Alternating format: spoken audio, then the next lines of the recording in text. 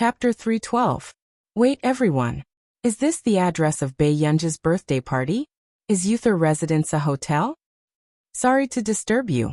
The ignorant me only knows that this address is the best piece of land developed in the city center.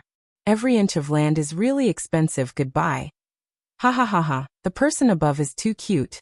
Do you know why that piece of land is the best piece of land developed in the city center? Because it's backed by the Hua Corporation. Super loud. They didn't know much about the Yuther residence, but they were aware of the status of the Hua group. F***CK, then Yuther residence is on the same level as Platinum Gold Royal Hotel, right? Stop fooling around. Do you know what Yuther residence is? Even if you say it's a hotel, I think Yuther residence is being scammed. After all, the maintenance fee of Yuther residence for a year is about the annual income of an ordinary 5-star hotel. Dog. Yes. Platinum Gold Royal Hotel is indeed impressive, but Yuther residence is a famous building from the last century. If it wasn't a private residence, countless people would visit it out of admiration. After understanding this concept, the netizens were silent. They felt that their imagination was limited by poverty. So, how did the Qin family get the owner of this residence to agree to their family's birthday celebration? How much money would this cost? Instantly, the excited Jiao fans fell silent. Only a few netizens could not help feeling jealous. Bei Yunji is the eldest young lady of the Qin family after all. She actually invited a popular female celebrity? It's so degrading. Anti-fans, don't be jealous. No matter what, it's a place you can't enter in your life. The artiste your Qin Yojiao invited is a C-list artiste. Our man is an A-list artiste. What's the matter? Question. Haha, acting like a nouveau riche. Are you afraid that you don't know that the Qin family is rich? For Qin Yojiao to receive an invitation to the Neely Ball, it means that she has connections in the industry. Isn't it obvious who's the tacky one now? Those who talk about connections really don't know who the owner of Yuther residence is. Platinum Gold Royal Hotel. Qin Yojiao's expression was a little ugly when she saw the rumors online about Bei Yunji's birthday celebration address. Yuther residence? Mom, do you know that Bei Yunji is going to Yuther residence for her birthday? Mrs. Qin asked. Yuther residence? After Qin Yojiao's explanation, Mrs. Qin was furious as well. She laughed coldly. Alright, they said that I was biased back then, but what about themselves? He even booked the Yuther residence. But Jiao, you don't have to worry. Platinum Gold Hotel is good too. Mother Qin caressed her cheek and said with a smile. As the daughter of a prestigious family, it's more important to have connections in the industry. The Qin family was willing to spend money because they doted on Bei Yunji. But connections represented the recognition of Bei Yunji by the outside world. Mom, is Grandpa going to bring someone powerful to Bei Yunji's birthday party? When Mother Qin heard this, she couldn't help but raise her eyebrows and smile. Silly girl, old master does have a lot of connections. But in the past 2 days, I've contacted several of your old master's old friends. They will all come to your birthday party. This situation also proved that even the Qin family's family friends were more inclined towards Qin Yojiao. Although some of the reasons might be because of the Neely Ball. Qin Yojiao lowered her head, hiding the smugness in her eyes as she restrained the smile on her lips. I understand. Yuther residence. Bei Yunji had just gotten out of the car when she saw a shocking Western classical building. There was a sparkling lake in the surroundings. Nearby, there were fake stone mountains, and far away, there was a misty mountain range. Bei Yunji's eyes landed on the brightly lit residence, and she could see the expensive murals inside from afar. Chapter 313. Who booked it? Bei Yunji asked. Miss Pei, this isn't booked by anyone. It's Master Du's private residence. If you like it, you can come and play often in the future. Assistant Sung smiled on the surface, but in fact, he had mixed feelings about Hoshida's actions. Actually, the old madam had said that she wanted to leave this residence for Master Du's engagement party. However, in order to dote on Miss Pei, Master Du had no limits and even gave her Yuther residence. Bei Yunji was surprised. What about brother? Sang Su shook his head. I'm not sure either. My mission is to send you to the residence. Then, When Bei Yunj walked into the residence, she realized that all the decorations in the living room were made of expensive antiques. Was such a place suitable for a banquet? Old Master Qin walked over and held Bei Yunj's hand as he appeared in front of everyone. In the blink of an eye, they saw a beautiful and delicate girl walking slowly into their line of sight. Was this the real young lady of the Qin family? Everyone was stunned for a long time. Let me introduce you all. This is my only granddaughter, Bei Yunj. For the past 2 years, she has been sick and has never brought her to meet everyone. With that said, many people clapped and could not help but look at Bei Yunj a few more times. Suddenly, someone sneered. Old Master Qin, isn't your granddaughter Qin Yojiao? Is it because Miss Pei is back that you can't tolerate Miss Qin Yojiao? Hearing this, the atmosphere froze. Wasn't she obviously here to cause trouble? However, what was even more surprising was that someone actually agreed. That's right. I'm afraid Miss Pei can't compare to the glory Miss Qin Yojiao has now. It's not a glorious thing to let the granddaughter you've doted on for almost 20 years leave, right? Then the person who spoke first pointed at Bei Yunj. He asked deliberately, Miss Pei, is all of this because of you? After that, Bei Yunj chuckled, her slow tone full of impudence. Sir, if you can't stand it anymore, it's better to change the venue now. For a moment, everyone choked on his words. This new young miss was not to be trifled with. Miss Pei, it looks like you're not afraid of offending people? The person who was rebuked had a livid expression. Bei Yunj's eyes were full of mischief. You shouldn't be the one asking this question, sir. At this moment, no one thought that Bei Yunj would really not leave any face for others. My little sister was rude. As her big brother, I apologize on her behalf. Qin Luyan's words made the person who had been looking for trouble look better. However, the next moment, Qin Luyan said slowly, Secretary Qian, go outside and hail a taxi. Send this guest to Platinum Gold Royal Hotel. In an instant, everyone looked at the handsome and calm man in front of them in disbelief. In business, Qin Luyan had always been decisive and never gave anyone face. But a man like Qin Luyan actually doted on his sister. You want me to leave? The young and handsome man flew into a rage out of humiliation. He laughed coldly. Do you think I want to come to such a birthday party? Then he turned to look at everyone and said in a disdainful tone, Everyone, the Chung family has invited many capable people to Miss Qin Yojiao's birthday party. I heard that even the founder of Minglan Corporation, the famous old Mr. Du Xiao, is here. Do you really want to stay here? Chapter 314. The founder of Minglan Corporation? Wasn't this the richest man in D City? Actually, many people originally thought that compared to Bei Yunj and Qin Yojiao was more valuable. At this moment, hearing this, many people's thoughts immediately stirred. President Qin, I also think that the noble young lady's temper should be changed appropriately. It's just a joke. Yes, I'm really sorry, old Master Qin.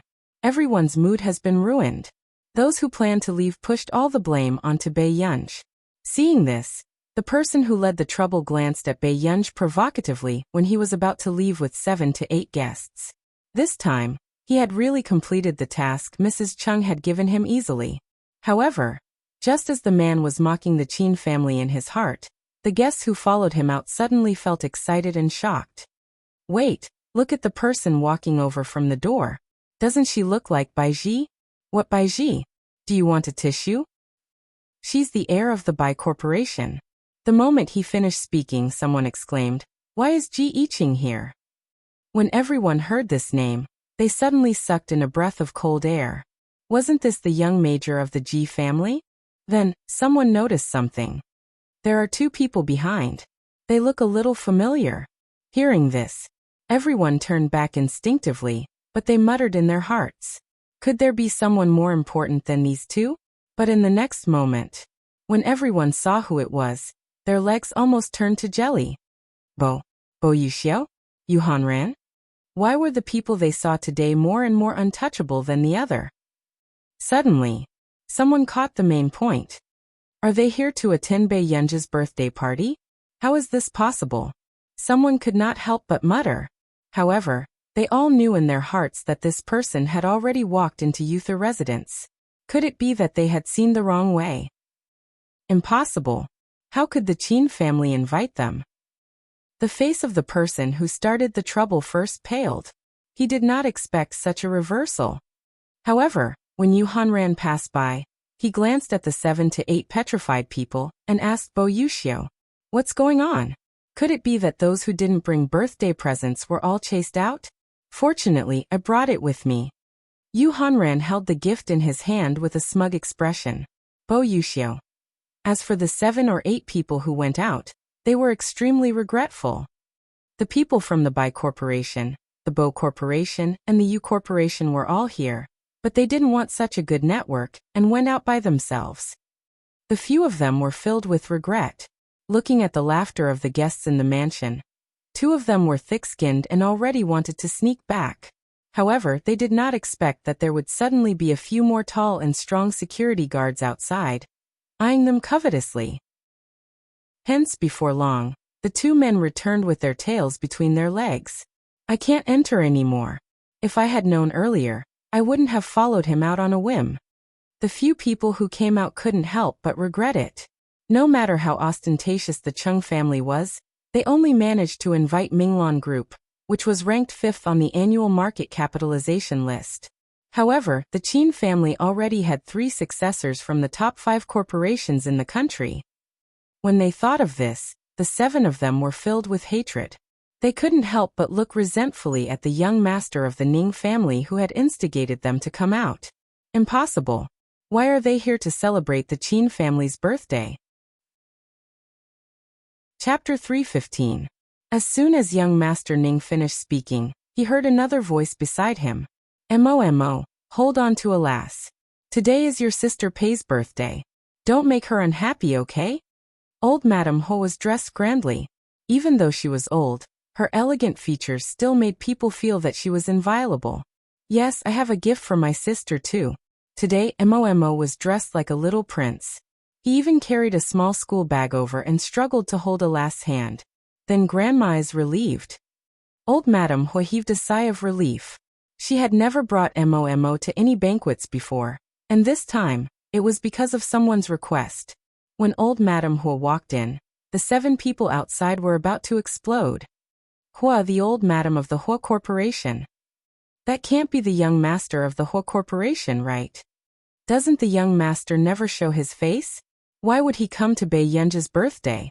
Moreover, from the tone of the young master and the old madam, it was obviously because they knew Bei Yunji.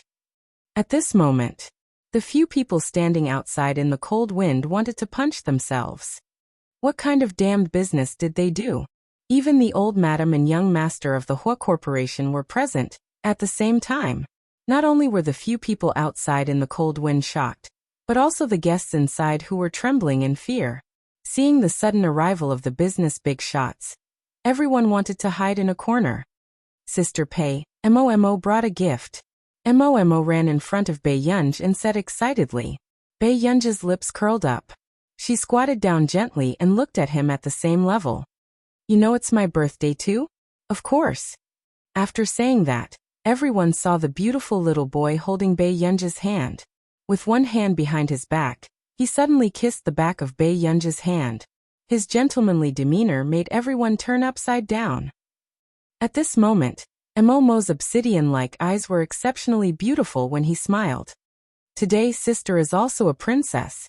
The young ladies below the stage could not help but cover their mouths. Their hearts were about to explode from a child's teasing. Wasn't this young master Hua too cute? Polite and gentle. He was indeed a top-notch wealthy family. Off stage, old Master Qin was also stunned. "This is Madame Hua, right? Isn't this your home?" Old Madame Hua restrained her impulse and maintained her usual elegance and coldness. She held old Master Qin's hand reservedly. She gently pulled the cloak on her shoulders and smiled gently. "Old Mr. Qin, right? Your guer is so lovable." "Thank you for your compliment, old Madame Hua." Old Master Qin forced a smile. He did not expect Hua Shidu to bring Bei Yunji to see old Madame Hua. She also did not expect that the Hua family would personally attend Bei Yunji's birthday party. "It's not a compliment. I just like this child. In the future, our two families should interact more. Old Madame He smiled slightly and quietly dug a hole. Old Master Qin chuckled awkwardly as he sensed something. This is a little embarrassing. There's no need. Look at how much my grandson likes your gu. Old Madame He smiled even more gently. But for a moment, Old Master Qin didn't know which grandson Old Madame He was referring to. The banquet was lively. However, no one noticed the man who was slowly walking in from the door. P.S. I'm afraid you'll say that I'm stuck. Remember the monthly tickets and recommendation tickets. Chapter 316. The piano sounded. The atmosphere of the banquet became more and more cheerful. Many people started to rejoice that they had come to the Qin family's eldest daughter's birthday banquet. They had really picked up a huge bargain. Not far away, below the stage, a man holding a glass of red wine looked at the girl who looked a little bored not far away. The young lady did not like such occasions. Huashidu smiled silently, and was not in a hurry to look for Bei Yunj. Master Du, good move. I've gathered all the people in the upper circle for you. Next time, if your little girl wants the Hua Corporation, will you give it to her too? Yu Hanran teased. He knew that Huashidu would definitely be there, so he had been paying attention to the movements at the door. As expected, he saw this person walk in very naturally. Who knew? Huashidu said casually. How do you know that I haven't given it to her before? Yu Hanran was speechless. Did Master Du still lack a sister? If he didn't care about gender, perhaps he could do it too. This girl is bold to begin with. Aren't you afraid of causing trouble if you pamper her so much? Yu Hanran was indignant. I'll take responsibility for any trouble she causes. President Yu, just look after your sister. Huashidu sneered. His noble and handsome eyes were very superior. After a while, it attracted the attention of many people. That's President Hua. F***CK. What kind of fate does Bei Yunj have? Even Master Du is here? Why didn't anyone say that President Hua is like this? Isn't he a typical refined scum who likes to snipe? Master Du, why don't you go over? Before Yu Hanran could finish speaking, Huashidu walked towards the girl who was cutting the cake. Bei Yunj cut a piece and handed it to Momo. Then she cut a piece for herself and tasted it. There was a hint of lime cream. It did not seem that greasy and had a faint sweetness. At this moment, Huashidu had just approached when he saw the tip of Bei Yunj's red tongue. She licked her lips gently, and even rubbed her index finger against the side of her lips. The man looked away without batting an eyelid. Do you think it's a little noisy? Huashidu saw that she was only chatting with a few friends, and Momo. When Bei Yunj saw Huashidu, there was a flicker of light in her eyes, which was especially attractive. Brother, do you want cake? Bei Yunj smiled and quickly cut a piece for Huashidu and handed it to him. However, Huashidu did not reach out to take it and only looked at her. It's very sweet. Don't you want to try it? Bei Yunj raised her eyebrows. She knew that this venue and these guests, who were rarely seen, were all the work of this person. Yes. The man suddenly responded. Before Bei Yunj could react, Huashidu suddenly picked up the cake. His noble eyes were lazy and light. Soon after, his slender index finger was stained with cream. Huashidu suddenly chuckled softly, but he casually drew a heart on her cheek. His deep and magnetic voice was lazy and sexy. It does look very sweet. Bei Yunj. Yunyin, what do you wish for? Tell me. Huashidu also tasted some cake, but he was still not interested in this sweet thing. You can't tell others about wishes. Huashidu raised his eyebrows and pinched her face punishingly. What are you talking about, Yunyin? Am I someone else? Bei Yunj glanced at this unreasonable person and explained to him seriously. A wish is a wish made to the gods after blowing out the candles. P.S. Good night, good boys. Remember to vote for the monthly recommendation ticket. Chapter 317. Who knew? The man's eyes were clear and noble, but his smile was beautiful. His deep and magnetic voice was filled with laughter, making people blush and their hearts race. Yunyin, how can a god dote on you as much as I do? Bei Yunj's heart skipped a beat, and she quickly changed the topic. Brother, why are you here so late today? I went to pick up an important person. Huashidu put down the cake and picked up the red wine glass again. Baiyun stopped his hand. Brother, there's no need to drink at this time. There were so many people now. Huashidu looked drunk. She really did not want others to see him like this. The man bent down again. His eyes were faint and abstinent, but the corners of his upturned eyes were inexplicably seductive. His low and magnetic voice tickled her ear. Then Yunyun, tell me first, what is your wish? Baiyun looked straight at the man. Suddenly she said, Huashidu. Yes. The light in the hall was gentle and enveloped the man's handsome and superior face. His eyes were filled with light. Suddenly, not far away, old Master Qin's voice sounded. Brother, I still have something on. I'll leave first. After Baiyun came back to her senses, she raised her eyes and turned to leave after speaking to Huashidu. At this moment, Yu Hanran walked over. I just heard that the original eldest daughter of the Qin family specially found someone to cause trouble at your little girl's birthday party, and took away many guests. Yes. Yu Hanran did not understand what Huashidu meant. He could not help but ask, What's wrong, Master Du? Are you planning to let her off? Huashidu sneered. His pale-colored eyes were light and cold. I don't like to be calculative, but I have to be calculative on behalf of my little girl. When the guests saw that the people walking over were actually Zhong Shenglin, Director Lin Lanjun, the former principal of Yincheng, the Dean of Biology of Yincheng University, and the others, they could not help but widen their eyes. Were they all here to attend Baiyun's birthday party?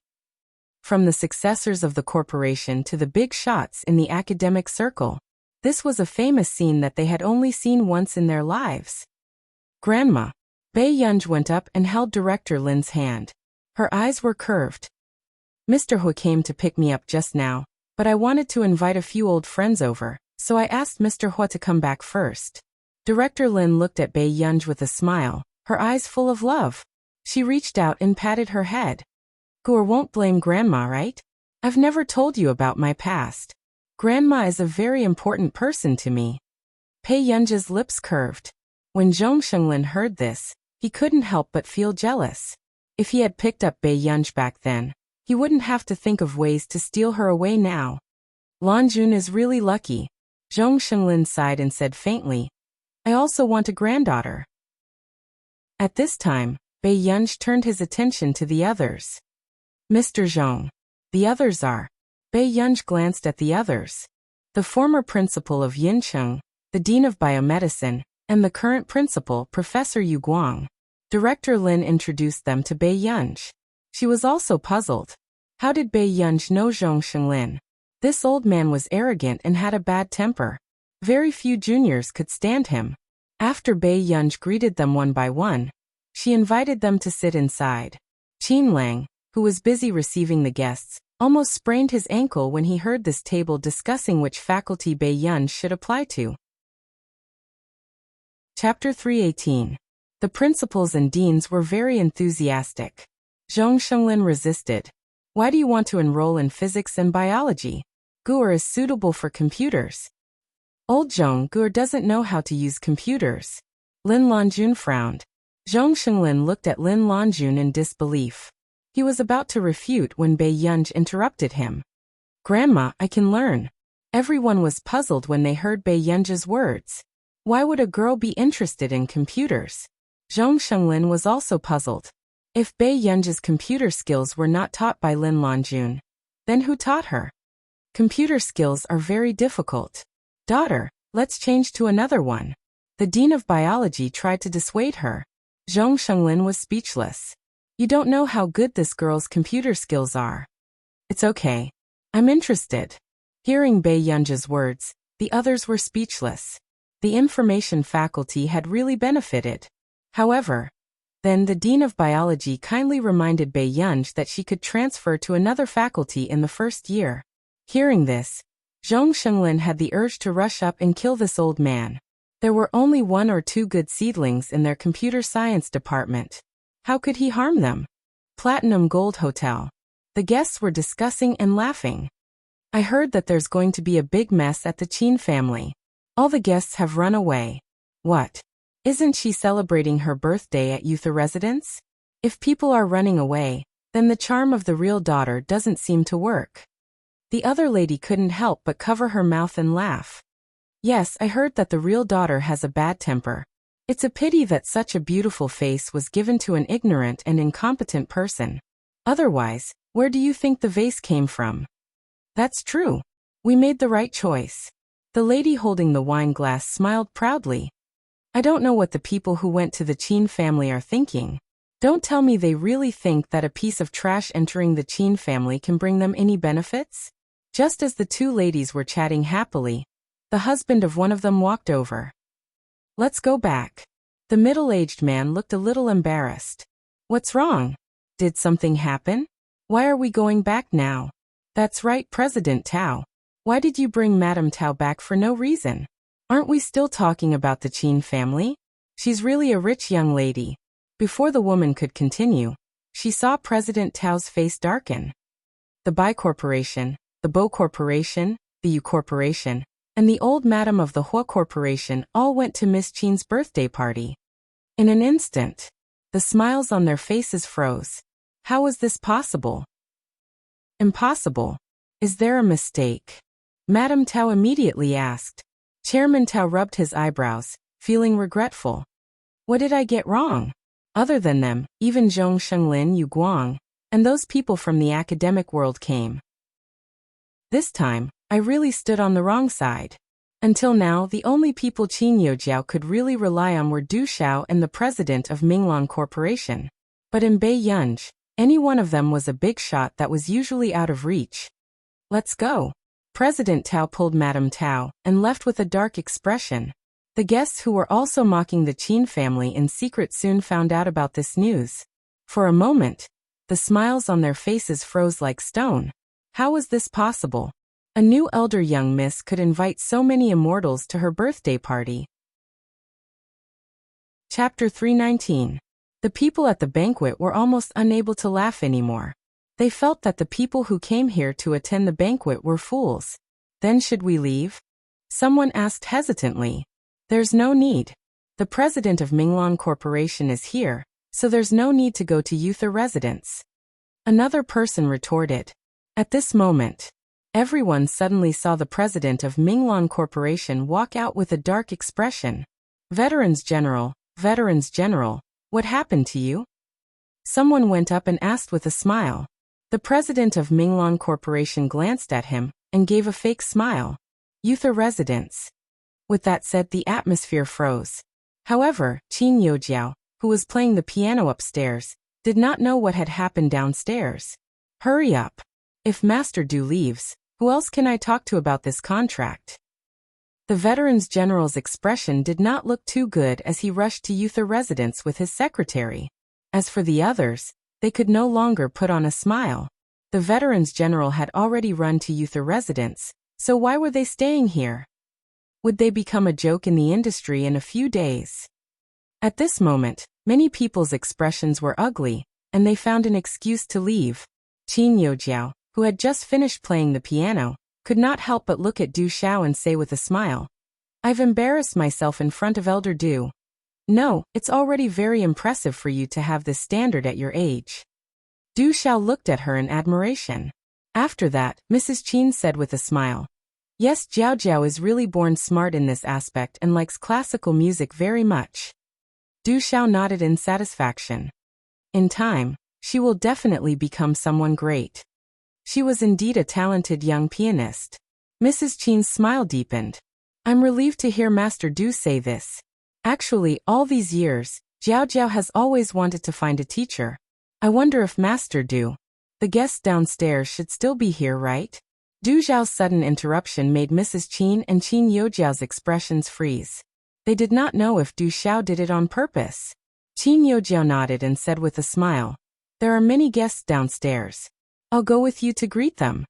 After that, Qin Youjiao led Du Xiao out of the second floor, but who knew that when she reached the first floor, it was a completely different scene. Her expression suddenly changed. She glanced at the banquet where there were only 7 or 8 people left. Where are the others? At this moment, a waiter walked over. Miss, there are too many guests leaving early today, so only these few were left. The waiter didn't dare to finish his sentence. However, Qin Youjiao's expression still darkened. How could something like this happen at her birthday party? Do you know where they went? Qin Youjiao took a deep breath. I don't know, but the Veterans General of Minglan Group went to Youth residence. These words almost made Qin Youjiao break down on the spot. Why would the Veterans General want to go to Youth residence? This was a big shot that Madame Chung had painstakingly brought over from the Chung family. I understand. Qin Youjiao's face stiffened as she suppressed the anger in her heart. But suddenly, Du Xiao, who hadn't spoken much, asked, Youth residence? Is Miss Yu Manran there too? The waiter was stunned for a moment before he nodded instinctively. Yes. I'm sorry, Mrs. Qin, Miss Qin Youjiao. I still have something to do at Youth residence. I'll talk to the two of you when I have the chance in the future. P.S. Be good and remember the monthly ticket. Chapter 320. Qin Youjiao's face paled and she said immediately, Old Master Du, if there's anything you can go tomorrow. It's already late. Why don't you stay at Platinum Gold Hotel for the night? If Du Xiao went too, wouldn't she really become a joke? Who knew? Du Xiao's attitude was firm. No. I came here this time to ask Miss Yu for an explanation. She kept saying that she was busy, so how can I miss this opportunity? With that said, Du Xiao ran out without looking back. This scene made the others not dare to speak when they saw Qin Youjiao's expression. Not many people came to attend a birthday party, and they were all running to someone else's birthday party. Qin Youjiao's eyes were red and her lips were almost bleeding from biting them. She gritted her teeth. Did Bei Yunj get Big Brother and the rest to do something? Hearing this, the service staff replied softly, I heard from a lady just now that many new rich people in the business world came from Miss Pei's side. The Bai Corporation, Bo Corporation, Yu Corporation, and Ho Corporation are all there. With that said, not only Qin Youjiao, even Mrs. Qin's face paled. Now they understood that it was indeed not the Qin family who did it, but that person from the Ho family. Perhaps the departure of the Veterans General had something to do with this person from the Ho family. Qin Youjiao's expression was terrible, and she could not help but go back to her room and cry. Youth residence. Du Xiao had just gone over when he saw the Veterans General being stopped at the door. Why isn't the Veterans General going in? The Veterans General's expression did not look too good either. You can't go in without an invitation. Previously, the Qin family had actually asked him if he wanted to come, but the Veterans General had already promised the Chung family, so he had deliberately rejected them. But who knew that there would be such a reversal? Even Master Du had gone to this real young lady's birthday party. I see.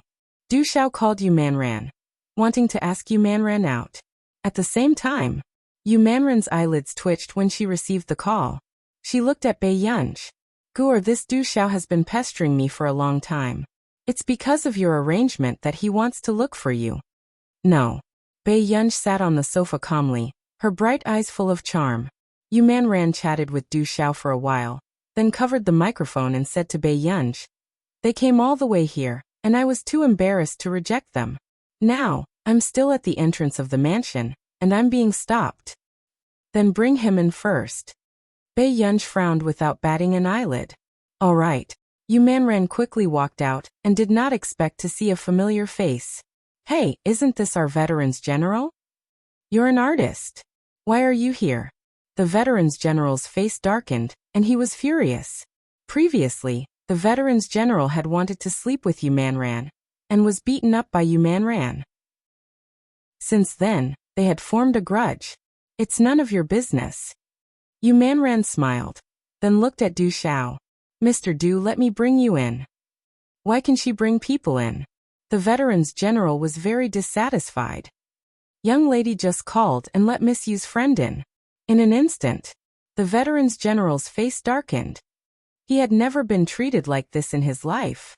After Yu Manran brought people in, even Du Xiao could not help but sigh. Every corner of this mansion could be said to be a work of art. This young lady of the Qin family could celebrate her birthday in such a place. Gur, over here. Yu Manran greeted Bei Yunj and brought people forward. Chapter 321. This is old Mr. Du Xiao. After Yu Manran introduced Bei Yunj, he introduced Du Xiao. This is Bei Yunj. Hello. Bei Yunj smiled and shook hands with Du Xiao. After that, Bei Yunj asked unhurriedly, "May I know why old Mr. Du is looking for me?" These words stunned Du Xiao for a moment. Then he reacted and widened his eyes in excitement. You are Yuan? When Bei Yunj heard this, he turned around and asked Yu Manran, "Is that my name?" "That's right," Yu Manran said with a serious expression. "You don't know how popular a scientific researcher was a while ago. If you use this name, you will definitely be scolded for trying to gain popularity. So the company asked me to help you change your name. How is it? It sounds pretty good, right?" After Bei Yunj verified it, he turned to look at Du Xiao. "Old Mr. Du, you can speak now. I want to ask if Miss Pei has any interest in developing in the direction of music." Du Xiao was a little nervous. He didn't expect that this popular arranger, Yuan, would be so young. "No, I just need money occasionally." Bei Yunj's words made Yu Manran's eyelids twitch. He didn't expect Bei Yunj to really define arranging as a part-time job. But Miss Pei is very talented. I won't be thick-skinned and say that I want to be Miss Pei's teacher, but if Miss Pei is willing, I'm willing to pave the way for Miss Pei. Du Xiao couldn't help but persuade her. "But what benefits will this bring to you, old Mr. Du?" Even Yu Manran couldn't help but ask. This was a top musician who was popular both at home and abroad. "I do have a favor to ask of Miss Pei. As the president of the International Musicians Association, I hope that Miss Pei can become a member of our International Musicians Association." Du Xiao smiled helplessly. "I have an obsession. I always hope that the International Musicians Association can have a person from country A. Unfortunately, when I was 6 or 7 years old, I had already migrated. I don't have a proper status. I won't develop in this direction, but if Elder Du thinks that I'm suitable to join the International Musicians Association, I will also consider it." Du Xiao's eyes lit up when he heard that Bei Yunj was willing to give in. "Sure. That's naturally possible." Du Xiao gave Bei Yunj his contact number and smiled from ear to ear. "I'll wait for your good news then, Miss Pei." Bei Yunj watched Du Xiao leave, but there was no emotion in his eyes. "Father Pei, this is an invitation from the president of the International Musicians Association. Are you going or not?" Yu Manran had just suppressed his excitement, but after Du Xiao left, he excitedly grabbed Bei Yunj's hand. Once the name of a member of the International Musicians Association was released, it would cause a sensation in the industry. After all, this was the first time the International Musicians Association had extended an invitation to someone from their country. Moreover, the president had personally invited him. Qin Jiao was sucking up to Du Xiao because she wanted to build a relationship with him. After all, with her current aptitude, she could not enter the International Musicians Association. Think about it. Bei Yunj turned around and walked into the building. Yu Manran, who had caught up from behind, actively put in a good word for Du Xiao. Until the banquet ended, the guests had also arranged their rooms. However, when Bei Yunj pushed open the door of Building 7 of Wuxia residence, she found that the lights inside were dim. There seemed to be someone lying on the sofa. "Brother?" Bei Yunj walked closer and saw the man's figure clearly. The handsome and dignified man was leaning against the sofa lazily. His side profile was well defined and his facial features were well defined. Chapter 322. The man leaned against the sofa. The cold fragrance on his body was stained with the smell of alcohol. The 2 buttons on his collar were loose, revealing his exquisite collarbone. His exposed skin seeped into his firm chest that made people blush and their hearts race. It looked like a tempting crime scene. Bei Yunj's long eyelashes fluttered, hiding the thoughts in her eyes and a certain thought that was about to take action. "Brother, are you asleep?" Bei Yunj asked. However, after a while, the man leaning on the sofa did not move. "You're sleeping so soundly," Bei Yunj muttered to herself. She rested her chin on her hand and gently brushed her index finger across the man's eyelashes. "Why are you so good-looking?" With that said, suddenly, Bei Yunj's mind replayed what Yu Manran had said last time. The easiest ways to test your feelings are to hold hands, kiss, and make love. Her beautiful face was unreadable, but her gaze landed on the man's thin red lips. Suddenly, Bei Yunji called out softly again, "Brother?" Seeing that there was no movement, Bei Yunji's lips suddenly curved. Her lazy and beautiful eyes made people unable to take their eyes off her. "I'm sorry, brother. It's your Yunyun's birthday today. I want a birthday present." Bei Yunji's eyes curled up slightly. Her clear eyes looked harmless, but she said without any guilt, "Then brother, just take it that I secretly took advantage of you." With that said, Bei Yunji could not help but gently hold the man's hand. Her red lips moved closer to his warmth. This was just a very light touch, like a feather falling on the surface of a lake. When Bei Yunji raised her head again, her eyebrows moved. She muttered to herself, "I don't seem to feel anything." What was going on? Suddenly, Bei Yunji's fingers seemed to move slightly. She looked up suddenly, her heart beating so fast that she abandoned all distracting thoughts. However, Wuxia did not wake up. Seeing this, Bei Yunji's hanging heart finally relaxed. Sure enough, when a person does something bad, they will definitely feel guilty. Hence the guilty Bei Yunji could not wake Wuxia up. She could only go upstairs and find a thin blanket to cover the man before going upstairs silently. She didn't realize that her ears had turned red. She also didn't notice that the man on the sofa had slowly opened his eyes. His pair of pale and abstinent eyes had gradually darkened, hiding all the light in them. The next day, Wuxia came down from upstairs and realized that Bei Yunji had already left. "Master Du, you didn't sleep last night?" Sung-Soo felt that there was something wrong with Master Du's state. He seemed to have something on his mind, but when he thought about it, he felt that something wasn't right. Master Du had always acted casually and had never taken anything to heart. How could he be troubled? Will the younger generation in your family take the initiative to get close to their elders? The man sitting at the table asked inexplicably with a calm expression. "Of course I will." Sung-Soo chuckled. "I have a niece who really likes me. Then to what extent would her most intimate actions be?" Wuxia's eyes darkened.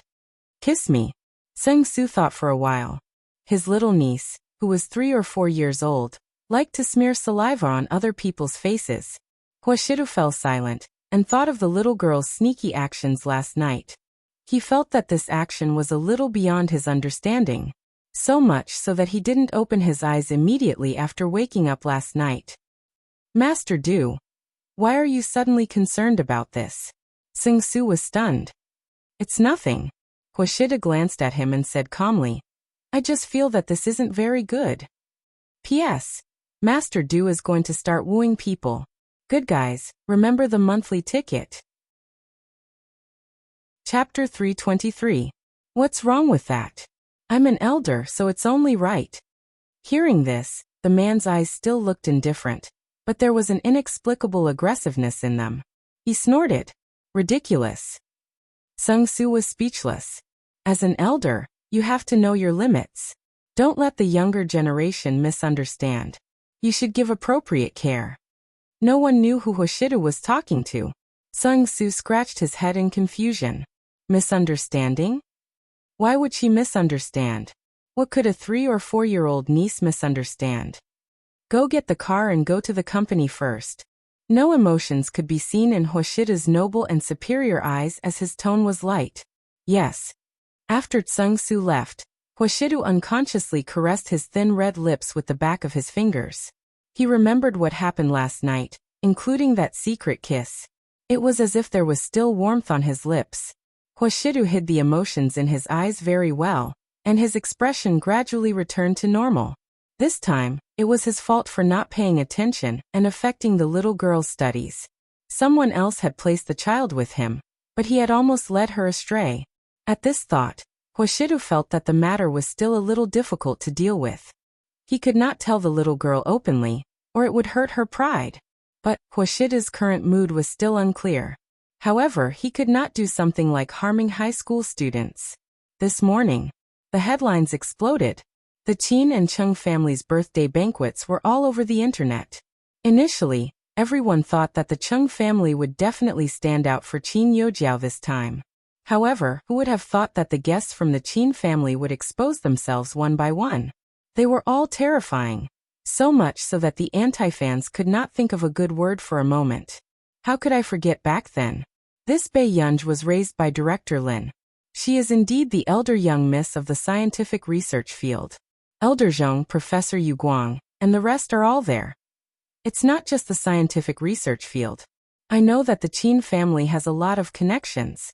However, the successors of the top 5 companies in the country last year all went to Uther residence to report. This is amazing. The big boss seems to have been collected by someone. Goodbye. Is there really such a thing? The commenter above is wrong. The CEO of Minglan Corporation was stopped outside and not allowed to enter. I don't know about other things, but Minglan Group? Wasn't it rumored that he went to the Chung family? Originally, I went there. But I don't know why I suddenly ran out of Platinum Gold Royal Hotel and stood in front of Uther residence for 2 hours. The netizens who saw this news could no longer describe their feelings at this moment. Let me reveal something, I guarantee it's true. Last night, the fake daughter invited 2 big shots. After they left, the number of guests could be counted with 2 hands. No way, no way, no way. Is this still the only person invited to our nearly 18 debutante ball? Doghead. Is there a need to be jealous? He had to hand it to them. The entire internet was filled with hostility, and they were all worshipping money. So what if she's a real daughter? No matter how highly trash is praised, she's still trash. Yeah, she's not even a fake daughter. Neely's 18th prom invited a fake one, but they didn't invite the real one. She's bragging about the Neely 18 ball again. Jiao Fan, thumbs up. In the piano room, Chu Zhixing was playing the piano. Bei Yunj still didn't sleep well last night. Her eyes were slightly red, but she wasn't sleepy. Instead, she was thinking about what happened last night. Chapter 324. You can even be in a daze? Lu Yuanxi looked at her with a complicated gaze. For the past week he had been tortured by the sound of the piano, and was about to have a heart attack. After Bei Yunj came back to her senses, she looked at Lu Yuanxi and then at Chu Zhixing, who had finished playing. Master Pei, I played well, didn't I? Chu Zhixing didn't know why, but he was very confident in his piano skills. Bei Yunj nodded and said lazily, yes, as I listen, I seem to know how to write my will. Chu Zhixing. Lu Yuanxi, who was beside him, burst out laughing. As expected of Master Pei, he was right to catch her. Fatty Chu had been obsessed with piano practice recently. He dragged him to listen to him play the piano, and often felt good about himself. If a ruthless person didn't come, he would think that he was a genius. Nonsense, I have a sister who likes me to play the piano the most. Chu Zhixing frowned. If it were any other time, Bei Yunj might have teased him a little, but now she wasn't in the mood. After that, before Chu Zhixing could ask Bei Yunj persistently, Bei Yunj's phone rang. I'm going to take a call. Bei Yunj walked out and glanced at the caller ID. It was an unfamiliar number. After the call was connected, before Bei Yunj could say anything, she heard an anxious voice. Miss Pei? It's me. I'm Vice President Lin. Director Lin's scandal. I don't know who made the headlines. I'll suppress it for you, but the number of views is too big. It's difficult to suppress it. What? Pei Yunj furrowed her eyebrows as her eyes turned cold. Do you want to take a look for yourself? Vice President Lin took a deep breath and asked carefully. He really didn't have the guts to say anything about Director Lin. Even if he didn't know if it was true or not, many people on the internet had already spread it quickly. After all, because of the topic of Bei Yunj, even Director Lin's attention had increased a lot. Got it, thank you.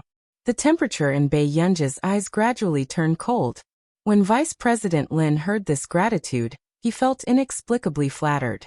Next, Bei Yunj had just hung up the phone when she saw Zhong Xinglin's message.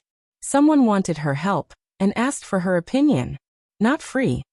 After Bei Yunj replied, she left the school, and went to the nearest internet cafe. Computing Institute. I'm sorry. I rejected it. Zhong Xinglin smiled as he looked at the handsome and masculine man in front of him. He had already expected this. With Bei Yunj's temper, it would be impossible for her to agree. Ji Yiqing looked at him and said in a gentle tone. This case is very important to our entire district. Elder Zhong, I sincerely want to borrow it from you. Iching, your grandfather and I are old acquaintances. If I can help you, I will naturally help you. But she's not from my institute. Even if she was from my institute, she was groomed to be the successor of the director. Zhong Xinglin's smile didn't reach his eyes. If she doesn't agree to it, I won't force her. Ji Yiqing clenched his fists and pressed the tip of his tongue against his cheek. After a while he asked again, is there only one person in the entire institute who can help me? Most of the people in the institute are academic. 1 or 2 people who know how to track and decipher are not as good as the people under you. Zhong Xinglin smiled again and said, as for giving her a computer, I don't know how well she can control it. Chapter 325. He knew about the Computing Institute, because Zhong Xinglin had accidentally bragged about it when he was drinking with Old Master Ji 2 days ago. But he didn't expect that Zhong Xinglin treated her like a treasure, and didn't want her to have any contact with the war zone. You have high expectations of her. Ji Yiqing smiled. But Grandpa Zhong, this is the first time I'm begging you. Can you help me ask her again? I've been investigating this case for 1.5 years, and 2 friends have already died. They have very powerful technical figures behind them, and they always get our information 1 step ahead of us. Hearing this, a hint of hesitation flashed across Zhong Xinglin's eyes, but he still didn't want Bai Yunj to get involved in this kind of thing. After all, it was too dangerous for Bai Yunj, and it was very easy for vicious criminals to target her. But now that Ji Yiqing had visited several times, he could tell that this matter was already serious. Yiqing, let's talk again when we're free. I still have a meeting to attend. After Zhong Xinglin finished speaking, he patted Ji Yiqing's shoulder and left. It was as if he was afraid that if he stayed any longer, he would really be unable to resist helping Ji Yiqing. Seeing Zhong Xinglin leave, Ji Yiqing's subordinate frowned. Elder Zhong is obviously not such a person. Why won't he even lend us a person? Ahui, Elder Zhong can't afford to gamble either. Ji Yiqing's gaze darkened. He understood the importance of the Computing Institute. Let's go. After leaving the Computing Institute, Ahui, who was beside Ji Yiqing, couldn't help but ask, are we giving up just like that? Since Elder Zhong isn't willing to pull the strings, then I can only come and disturb you, Ji Yiqing said lightly. Internet cafe. Bai Yunj's eyes darkened when she saw the old news about Director Lin online. These photos of Director Lin when she was young looked real. But the person who exposed the news said that Director Lin was a mistress who destroyed other people's families when she was young. As for these photos, they were also taken when she was caught in bed. At this moment, the comments were already at 2 extremes. One side felt that Director Lin was kind-hearted and wouldn't do such a thing. Otherwise, she wouldn't have done so many good deeds. On the other hand, the other side felt that Principal Lin was only doing this to clear her name. Even the matter of Bai Yunj was brought up again, mocking Director Lin for wanting to marry into a wealthy family. Bai Yunj's eyes darkened. Seeing that the news couldn't die down, he decided to help the technical department. So much so that the technical department, who had been frantically deleting posts after receiving the task, thought that they were seeing things. Why did these posts suddenly disappear? Vice President. The post that we wanted to delete disappeared on its own. The head of the technical department was still in a daze. Vice President Lin was silent for a moment.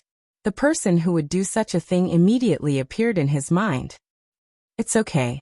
It's good that it's gone. You guys can continue with your work. Vice President Lin also took a deep breath. His heart that had been hanging in the air finally relaxed. Fortunately, this ancestor didn't get angry. Bai Yunj flipped through the information she had copied on her phone and went to the Computing Institute. Meanwhile, Ji Yiqing, who had nothing to do and was sitting in the car, saw a familiar figure. Isn't that Master Du's daughter? Last night, he saw this little girl whispering to Master Du at the birthday party. Today, he actually saw her appear at the institute. Isn't this the real daughter? Ahui's tone was a little mocking. The Qin family isn't enough for her to behave atrociously, so they all came here? Chapter 326. Ahui. Ji Yiqing glanced at him warningly. No matter what Bai Yunj was, she was still Hushida's woman. Hui was a little indignant. He looked at Qin Yojiao from the Qin family. She was clearly much better than this ignorant and incompetent real young lady. However, he did not expect the Qin family to be so ruthless. They chased her out directly and even announced it to everyone. She's indeed out of place here, Hui said softly. That has nothing to do with you. The moment Bei Yunj entered the computing institute, she called Director Lin. However, no one answered after ringing for a long time. She seemed to have thought of something and quickened her steps as a trace of coldness flashed past her eyes. However, Si Qingyan, who happened to see Bei Yunj, was frightened by her murderous gaze. Usually, Bei Yunj looked lazy, so much so that he almost forgot that when he first saw her. This person looked like she was not to be trifled with. But now he did not know who had provoked Bei Yunj. Who are you looking at? Zhong Xinglin came over and asked in confusion. Your baby looks like she wants to kill someone's entire family today. Si Qingyan gloated. Zhong Xinglin's expression darkened, and he slapped the back of Si Qingyan's head. Speak more elegantly. There are girls in our institute too. Si Qingyan was perplexed. Really? Did Bei Yunj even count? I'm not going to argue with you. I'll go find Gu'er. With that said, Zhong Xinglin turned around with a loving smile on his face. Si Qingyan was speechless. This old man was heartless. He did not even think about who had accompanied him for 2 years and never left him. In the research lab, Bei Yunj glanced at the information she had found and called Director Lin's son, Lin Jiannan. After the phone beeped twice, a very drunk man answered her call. Who is it? Bei Yunj sat in front of the long table, her fingers tapping on the table carelessly as she said slowly, Bei Yunj, where is Grandma? Lin Jiannan smiled when he heard the voice.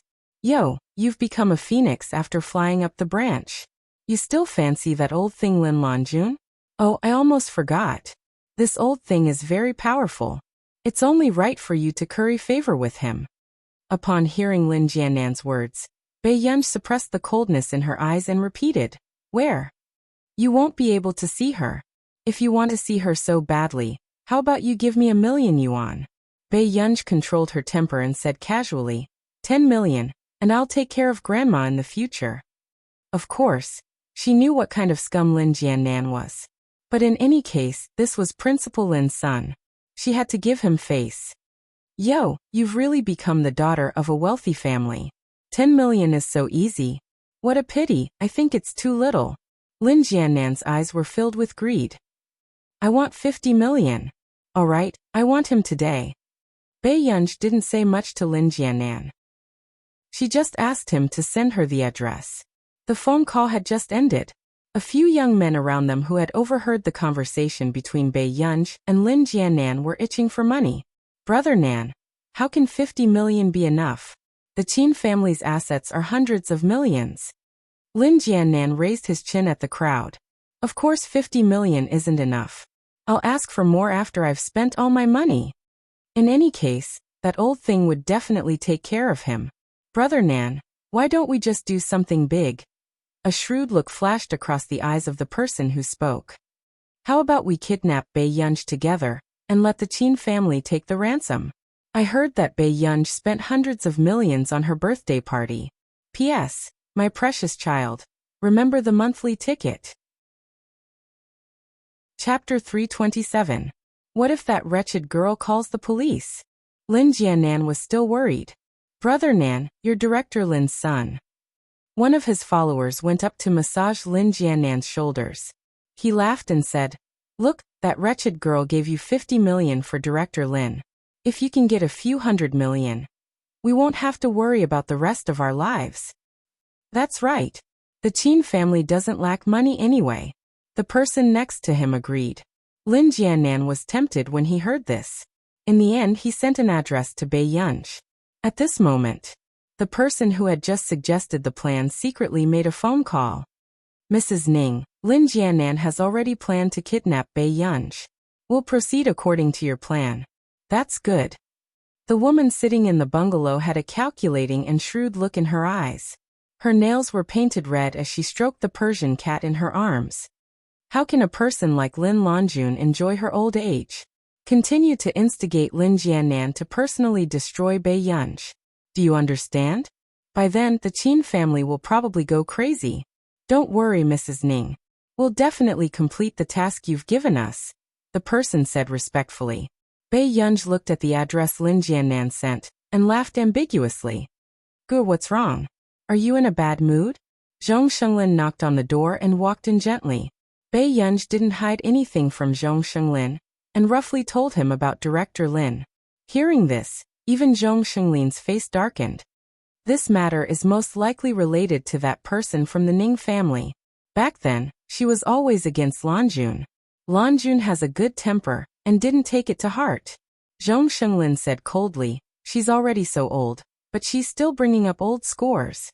Elder Zhong, I'm going to the abandoned chemical plant in the southern district, Bei Yunj said. I'll get a few people to go with you. Although it was a private place, the higher-ups still sent people to protect them. This was also to prevent criminals from having designs on high-tech products. No need. A dark look flashed past Bei Yunj's eyes. If she brought people over, she wouldn't be able to see what Lin Jiannan wanted to do. Okay, be careful. Call me if you need anything. All right. Bei Yunj smiled. At the door, Hui was surprised to see that Zhong Shenglin had personally escorted Bei Yunj out. Elder Zhong sent her out? Brother Ji, even you don't get such treatment, right? Hui was in disbelief. Ji Yiqing had been staring at Bei Yunj all along. He saw that her expression was indifferent, without any enthusiasm, but she seemed to have a good relationship with Zhong Shenglin. Could she be Elder Zhong's granddaughter? Hui made a bold guess. Maybe the Qin family had found the wrong person. Don't talk nonsense.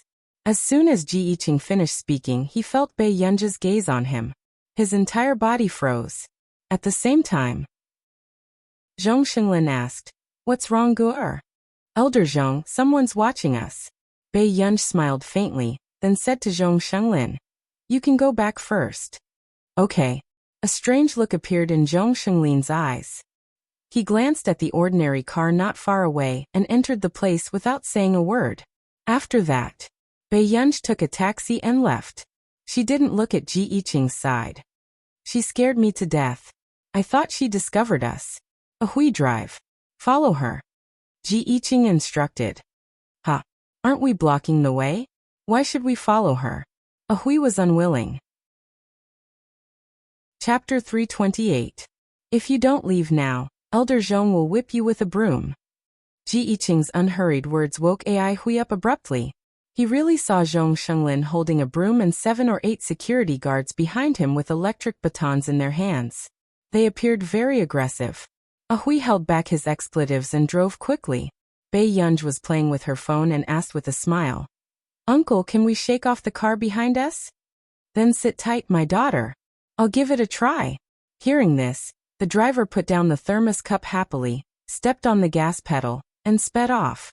Hui, who was behind him, was caught off guard. He saw the taxi disappear after a turn like a sci-fi movie. F***CK. Hui's face turned pale. At this moment, the driver sped off, revealing a large coiling dragon tattoo on his arm. My daughter, is that a stalker? Do you want me to call the police? Bei Yunj looked at him with interest. No need. The southern district is very chaotic, and the chemical plant has been abandoned. If something happens to you, Mom and Dad will be heartbroken. Don't be so reckless. The driver said with an accent. Okay, thank you, Uncle. Bei Yunj nodded, but she did not hide the laziness in her eyes. After getting out of the car, the driver could not bear it and left her his phone number, asking her to look for him if anything happened. His daughter was quite good-looking. It would be a pity if something happened to her. After that, looking at the note, Bei Yunj smiled. Then she put it in her pocket and walked to the chemical plant. As for Ji Yiqing, who was left behind, he had to use his connections to find out that Bei Yunj was heading in the direction of the chemical plant. What a disgrace. I'm in an SUV, but I was left behind by that shabby-looking taxi.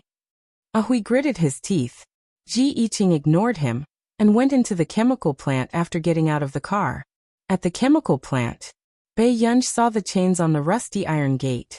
She smiled slightly and then pulled it down casually. Then she walked into the chemical plant. However, when Bei Yunj stepped into the chemical plant, 7 or 8 young men appeared. Seeing this, Bei Yunj smiled even more brightly and lazily. The hand holding the chain directly locked the iron door. Lin Jiannan and the others couldn't help but sneer at his actions. You've got guts coming here alone. Instead of running, you even locked the door? Aren't we afraid that you'll run away? Bei Yunj's eyes curved into crescents. Her beautiful eyes were filled with undisguised arrogance. Hearing this, several people laughed out loud. Brother Nan, your niece is so pretty. Don't try anything funny. We've already kidnapped them. Just get the ransom and don't provoke the Qin family. Lin Jiannan was still afraid of the Qin family. It's okay to take a few nude photos, right?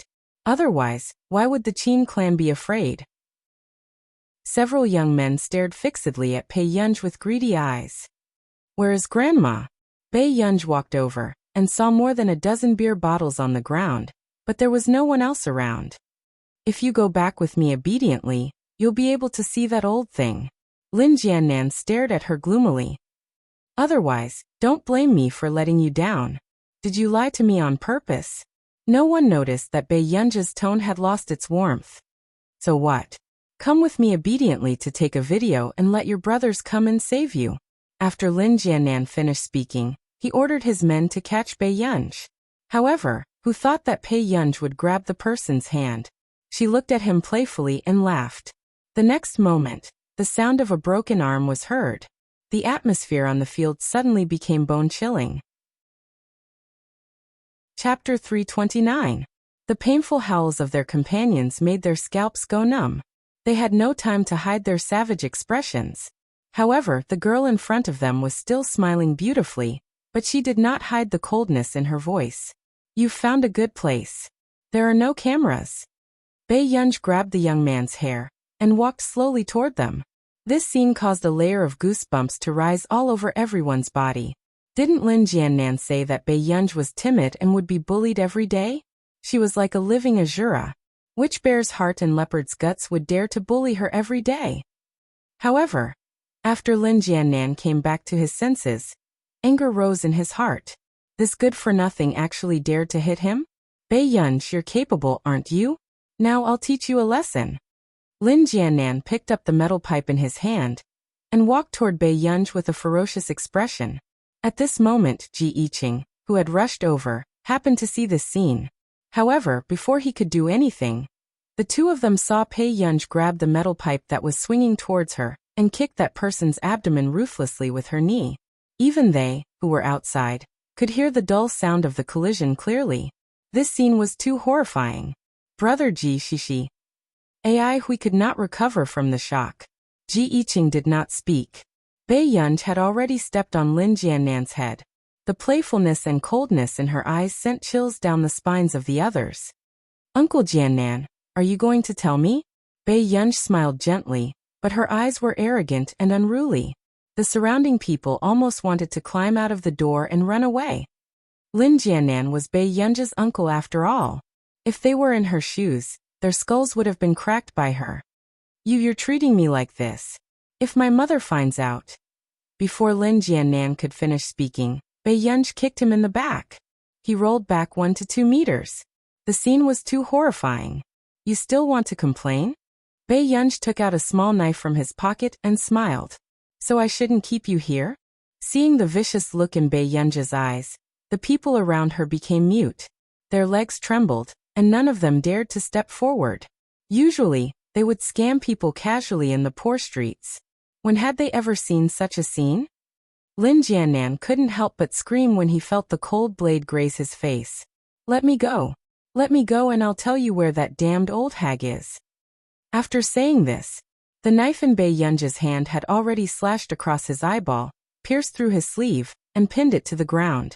The shadow that almost cut off his eyeballs made Lin Jiannan scream. The few people around them could not bear this terrifying scene any longer. They ran straight for the iron gate. How could money be more important than his life? The one from the Qin clan was clearly an evil spirit. Uncle, I'm sorry. I tore your clothes. Bei Yunj apologized slowly, making Lin Jiannan unable to withstand the pressure in his heart and burst into tears. Yunj, They tricked me into doing this. Don't be angry. Where's Grandma? She's in Mrs. Ning's hands. Mrs. Ning asked me to secretly kidnap my mother. She was the one who threatened me. Yunj, believe me. Lin Jiannan cried bitterly. But suddenly, with a sound, the lock of the iron gate in the distance was opened. Chapter 330.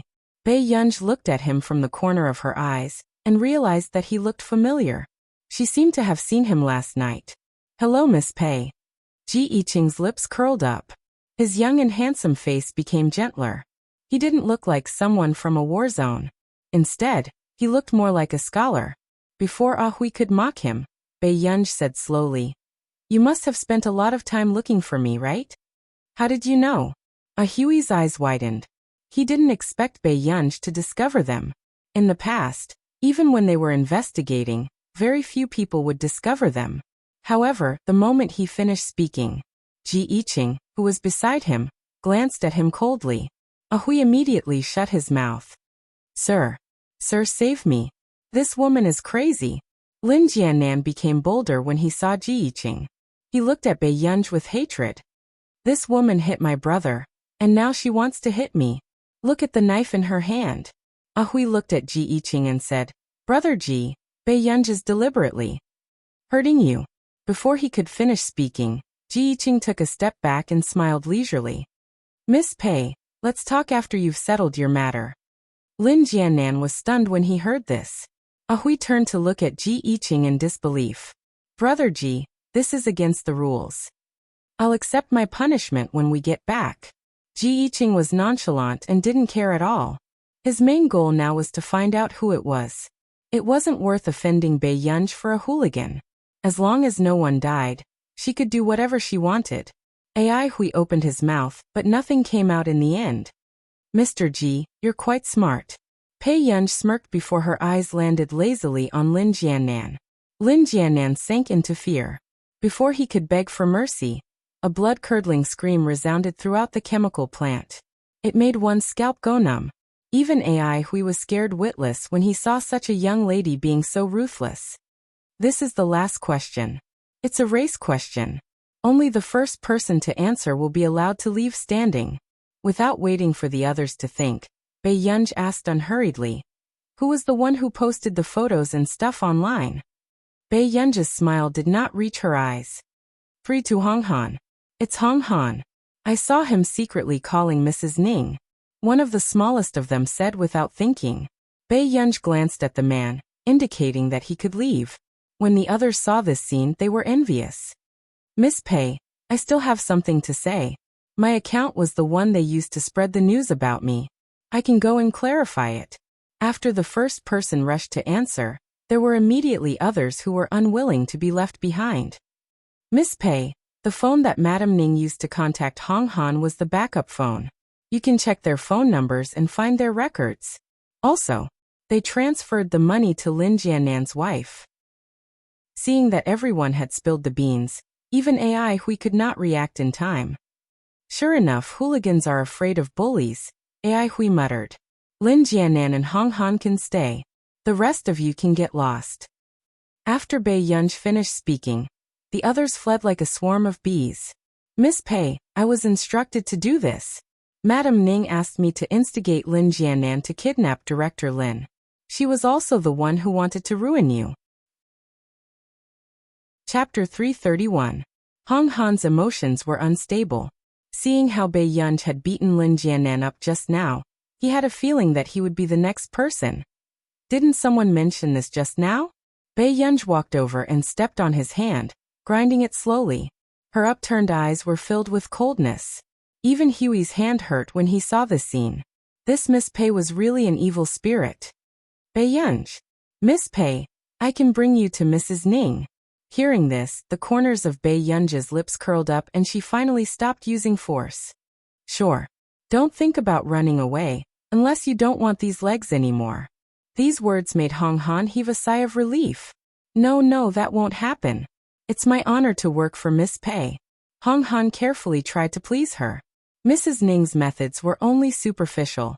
Compared to this person who didn't even talk to you when fighting, she was simply too inferior.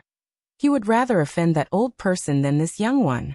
Soon, seeing that Bei Yunj had let everyone go and he was the only one left, Lin Jianan was even more afraid. Yunj, without another word, Bei Yunj kicked his shoulder and Lin Jianan rolled back. 50 million isn't even enough for you to spend, Uncle Jianan? Bei Yunj's beautiful eyes became even brighter, but the coldness in her tone was terrifying. It's enough. It's enough, Yunj. Lin Jianan was filled with regret. This 50 million was enough for him to live a carefree life. When Grandma comes back, I hope you'll disappear on your own accord. Do you understand? Bei Yunj took out a 50 yuan note and stuffed it into his chest pocket. She patted it lightly and her bright eyes curved. Otherwise, I'll chop off one of your fingers every time you and your wife come. How about that? Lin Jianan was scared out of his wits. I understand. Do you have enough money? Bei Yunj asked with concern. Yes. It's enough. Lin Jianan limped away with 50 yuan, which wasn't even enough for the taxi fare. After dealing with them, Bei Yunj finally remembered Ji Yiqing. Mr. Ji, why are you looking for me? Miss Pei, do you know him? After Ji Yiqing finished speaking, Ah Hui, who was beside him, blurted out, Impossible. Who are they? How could Bei Yunj know her? Bei Yunj was not angry. Instead, he glanced at Ai Hui and smiled. He's right. It's my fault for not teaching him well. Hearing Ji Yiqing's words, Ai Hui knew that he would be punished when he returned. If Mr. Ji really has something to say, you can ask Elder Zhong. There's nothing in this world that can't be done. After Bei Yunj finished speaking, she prepared to leave. Ai Hui could not help but say, That's easy for you to say. Ai Hui, go back and receive your punishment. You don't need to follow me for the rest of the month. Ji Yiqing glanced at him coldly and then caught up with Bei Yunj. Does Miss Pei know about high-tech murder?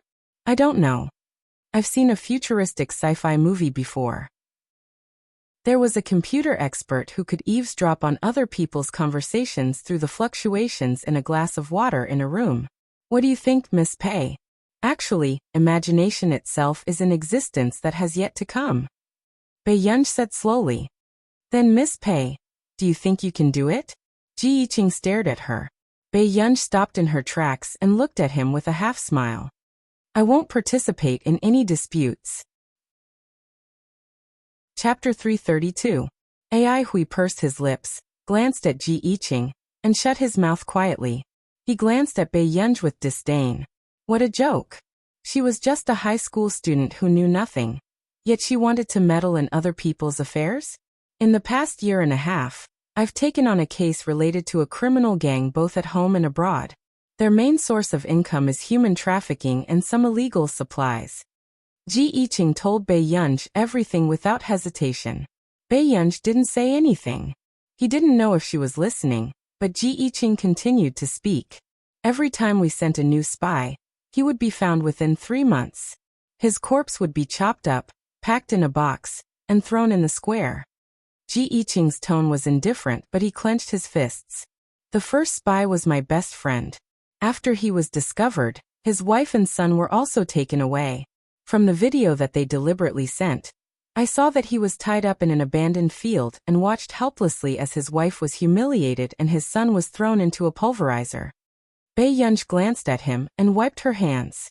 After a long time, she said, So, you guys are very capable. She wasn't someone who would take it as her duty to save others. Some people's feelings for their country could be used to conquer mountains and seas. As for her, she was deeply involved in a mountain of daggers and a sea of flames. In her previous life, when Bei Yunj was young, her antisocial personality attracted the attention of the older generation. Therefore, they told Mother Pei to teach Bei Yunj well.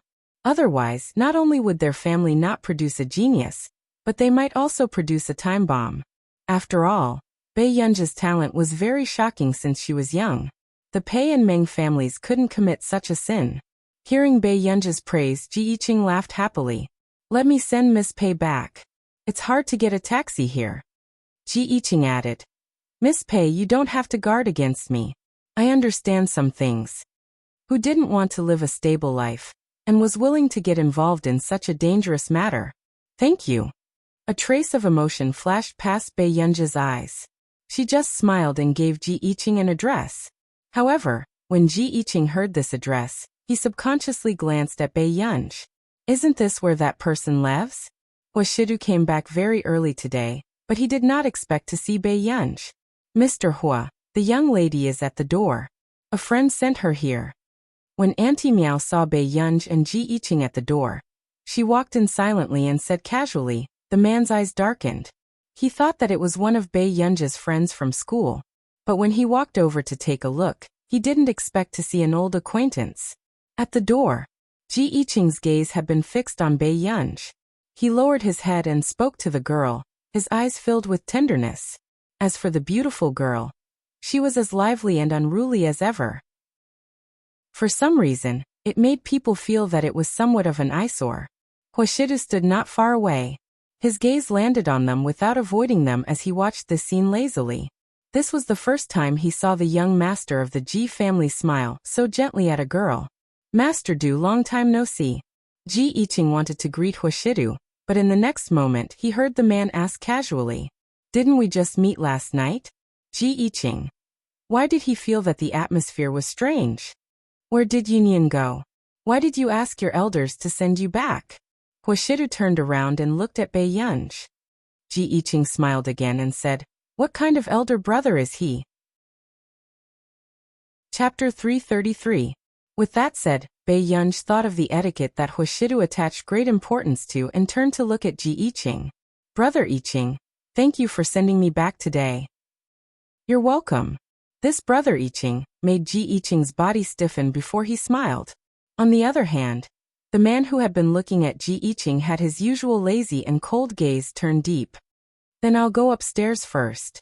I'll treat you to a meal when I'm free. With that said, Bei Yunj went in. However, Huashidu remembered that she had said the same thing when he met this child for the second time. Speaking of which, it was probably Ji Yiqing's second time meeting this child. Master Du, does Yunj usually stay at your house? Ji Yiqing was still looking at the living room, his tone casual. Huashidu's fingertips flicked the silver lighter casually. His handsome and dignified eyes looked lazy and casual. Why? She doesn't stay in the Qin family? Ji Yiqing seemed to be overly concerned about Bei Yunj as he muttered to himself. This little girl isn't like the rumors at all. Instead, she always makes people unable to take their eyes off her. Young Master Ji is very interested in Yunyan? Huashidu looked up, his tone emotionless. Hearing this, Ji Yiqing was about to nod when he felt Huashidu's cold gaze. Ji Yiqing was speechless. What was going on? Within moments, Ji Yiqing laughed involuntarily. Master Du, what are you worried about? Ji Yiqing, you're not young anymore, Huashidu said slowly. Ji Yiqing understood what Huashidu meant. He forgot to clarify and said seriously. Let's see, I'm only 5 or 6 years older than Yunj. Is the age difference big? So you like Yunyan? Huashidu's eyes gradually darkened. Master Du, don't look like you want to kill me. Ji Yiqing pressed between his eyebrows. Yunj will get married sooner or later. Master Du, why are you so jealous? Hearing this, Huashidu's fingers stopped moving. What did you say? I said sooner or later, Yunj. Before Ji Yiqing could finish speaking, he suddenly realized something. Master Du, could it be that he liked this girl? Are you? A thought flashed through Ji Yiqing's mind when he saw the man frowning slightly. A playful look flashed past his eyes. Master Du, I'm actually not that bad, am I? I'm good-looking and good-tempered, and I've never had a girlfriend. I don't have any bad habits. Moreover, if the Qin family and the Ji family can unite through marriage, the Qin family won't lose out. Ji Yiqing. Huashidu looked at him. An unknown emotion spread out, and there was an indescribable danger in his eyes. For the first time in more than 20 years, Huashidu, who had always been calm and at ease, disliked someone so much. This was also the first time he had the desire to fight. When Ji Yiqing saw this, he was also stunned for a moment before he smiled and said, Master Du, do you want to see how scary you look now? He walked closer to Huashidu and his smile deepened. This is the first time I've seen you like this. Master Du, it's quite rare. Huashidu restrained the dangerous look in his eyes. He also felt that his reaction was too unreasonable. Not long after, Hoshidu roughly understood why. Because of the little girl who had just entered. And all his unreasonable emotions at this moment came from his possessiveness. The little girl that Master Du likes doesn't look ordinary either. But if Master Du doesn't chase after her, I want to try too. Chapter 334. I won't send you off. Take care, young Master Ji. The man's gaze was indifferent, but there was an inexplicable aggressiveness in his eyes that exuded a sense of oppression. Ji Yiqing ignored the man's expression and continued to ask with a smile, "So fast? Can't we chat more?" As soon as he finished speaking, before Hoshidu could speak, he heard a voice upstairs. "Ji Yiqing." Hoshidu frowned without batting an eyelid. Seeing this, the smile on Ji Yiqing's lips deepened. "Master Du, look, I can't leave yet." These words sounded different in the man's ears. It was as if Ji Yiqing was deliberately provoking him. At this moment, Bei Yunj walked down and said directly, "Can you leave your contact details?" "Okay, I'll be waiting for your orders, Miss Pei." Ji Yiqing smiled gently, but his gaze was discreetly sizing up the neglected man beside him. Bei Yunj's eyes moved. "You can look for me if you need anything." With that, she turned and went upstairs. Seeing Bei Yunj leave, Ji Yiqing laughed again. Before he could speak, he heard Hoshidu say coldly, "Ji Yiqing, don't cause trouble for yourself." "Master Du, Miss Pei is an adult and doesn't have a boyfriend." Ji Yiqing felt that Hoshidu could drag him out and beat him up at any time. "So what?" Hoshidu sneered. "I don't mind waiting for Miss Pei for another 2 years." Ji Yiqing insisted fearlessly. But as soon as he finished speaking, the atmosphere suddenly became silent. After a long while, just when Ji Yiqing thought that Hoshidu would ignore him, he saw him light a cigarette and his tone was calm and fearless. "Who dares to touch my child in Yincheng?" Bei Yunj found Mrs. Ning's information. However, when she saw the photo of Mrs. Ning's son, she was surprised to find that this was the person who had caused a ruckus at her birthday party because of Qin Youjiao. Bei Yunj's lips curled up slightly, but the temperature in her eyes turned colder. So that was the case. Bei Yunj restrained the light in her eyes and slowly searched for information about this young Master Ning. When it was time for dinner, Bei Yunj went downstairs. "Miss Pei, the gentleman who sent you here today is also very handsome." Auntie Miao smiled happily. "He's a friend. Brother knows him too." Bei Yunj glanced at Hoshidu and remembered that she had not spoken to Hoshidu much today. For a while, Bei Yunj couldn't find a topic to talk about. Suddenly, Bei Yunj asked casually, "Brother, how did you know Ji Yiqing?" Upon hearing that Bei Yunj's first sentence today was to ask about Ji Yiqing, Hoshida's gaze deepened. "A family friend." On the surface, he still spoke casually. Bei Yunj forced herself to continue the conversation. "He's not bad." "Is that so?" Hoshidu raised his eyebrows and his gaze landed on Bei Yunj. He asked casually, "Does Yunyan like this?" "He's all right. He's quite tactful." Bei Yunj changed the topic and changed the description. "Gentle." However, she did not notice that the eyes of the man sitting beside her had darkened. Hoshidu stared straight at Bei Yunj in front of him. He thought of how this young lady had gone overboard last night, and her attitude towards Ji Yiqing today. He subconsciously licked the tip of his itchy teeth and chuckled softly. "I couldn't tell that Yunyan likes so many types." At this moment, Bei Yunj could sense the danger in the man's tone. Chapter 335. "Brother, what's wrong with you today?" Bei Yunj felt that something was wrong with Hoshidu. "It's nothing. I'm thinking about something." Hoshida's gaze swept past Bei Yunj. The young lady's liking was indeed like a gust of wind. It disappeared after it blew. She had secretly kissed him last night, but today, she felt that Ji Yiqing was gentle. "I see." Bei Yunj nodded in understanding. Coincidentally, someone had sent her a message. She glanced at it. It was Du Xiao asking her to consider the International Musicians Association. Bei Yunj replied without thinking, "Sure." At this moment, Du Xiao, who was still waiting in the hotel in the city center, had his eyes light up. This trip to Yincheng was indeed not in vain.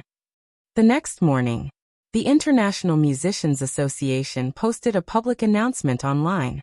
To celebrate, the International Musicians Association welcomed the first musician from country A. The International Musicians Association would decide to open up 2 more spots to country A. The moment this news was released, the entire internet went viral.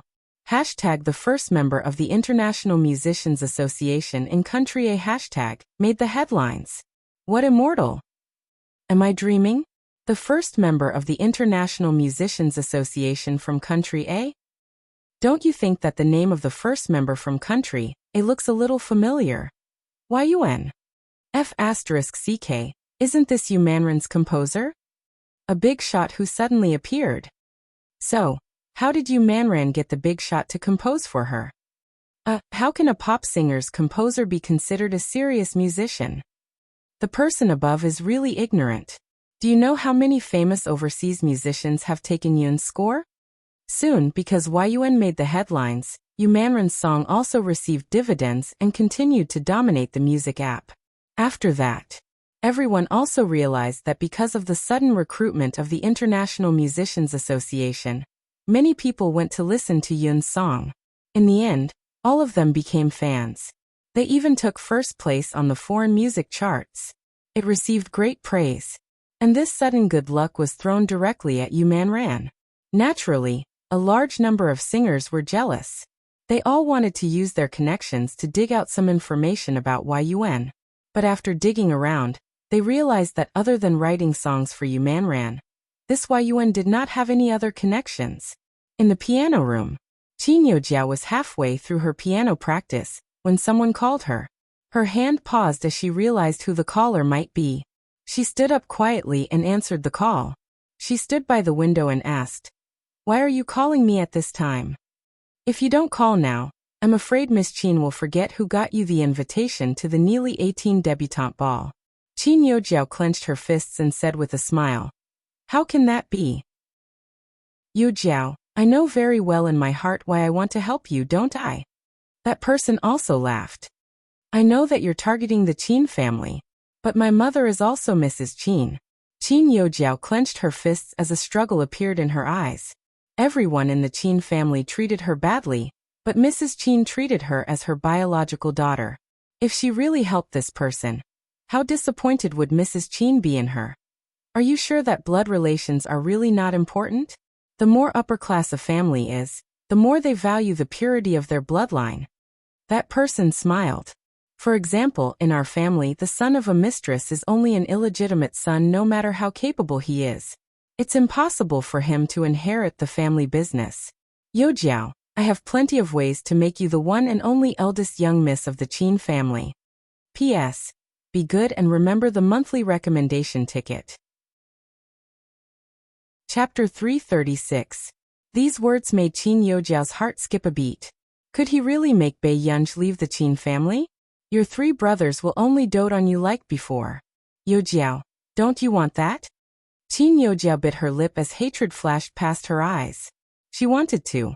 If it wasn't for Bei Yunj, she wouldn't have been chased out like a stray dog. Yojiao, and we can become very good friends. That person guided her patiently.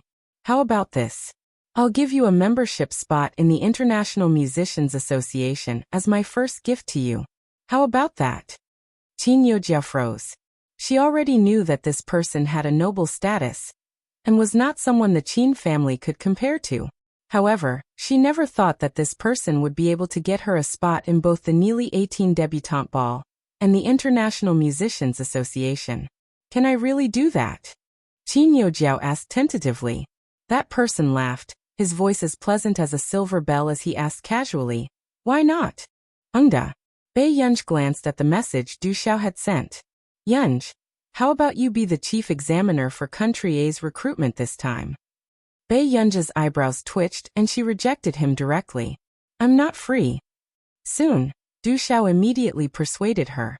"Yunj, you've just arrived. I have to give you some authority. This recruitment review isn't troublesome. Other than you, there are 2 other members who will assist you. They won't make you too tired. If you come and help, we don't have to pay the membership fees in the future, okay?" When he sent the last sentence, Du Xiao felt that Yu Manran was cheating him. It was just a membership fee of 10 to 20,000 yuan. Why would Bei Yunj care? But very quickly, Du Xiao saw that person's reply. Sure. Du Xiao was speechless. As a big boss, didn't she need at least some face? Class 1-inch, what's going on today? Qin Youjiao seems to have been in the piano room and hasn't come out much. I heard it's for the International Musicians Association, someone said. Hearing this, many people in the class were confused. International Musicians Association? What's that? Soon someone explained. Only a handful of well-known musicians can enter the International Musicians Association. What's the use of being a musician? Isn't he just playing piano for others? Hearing this, the girl next to him said disdainfully. However, soon, some people rolled their eyes. He sneered. Ignorant. The most important benefit of the International Musicians Association is to gather connections. As a member of the International Musicians Association, do you know how many big shots from various countries you can get to know? Moreover, for these big shots, the International Musicians Association is also an important network of connections. It's a mutually beneficial relationship. Hearing this explanation, everyone suddenly understood why so many people in the country were so excited when the first member of Country A appeared.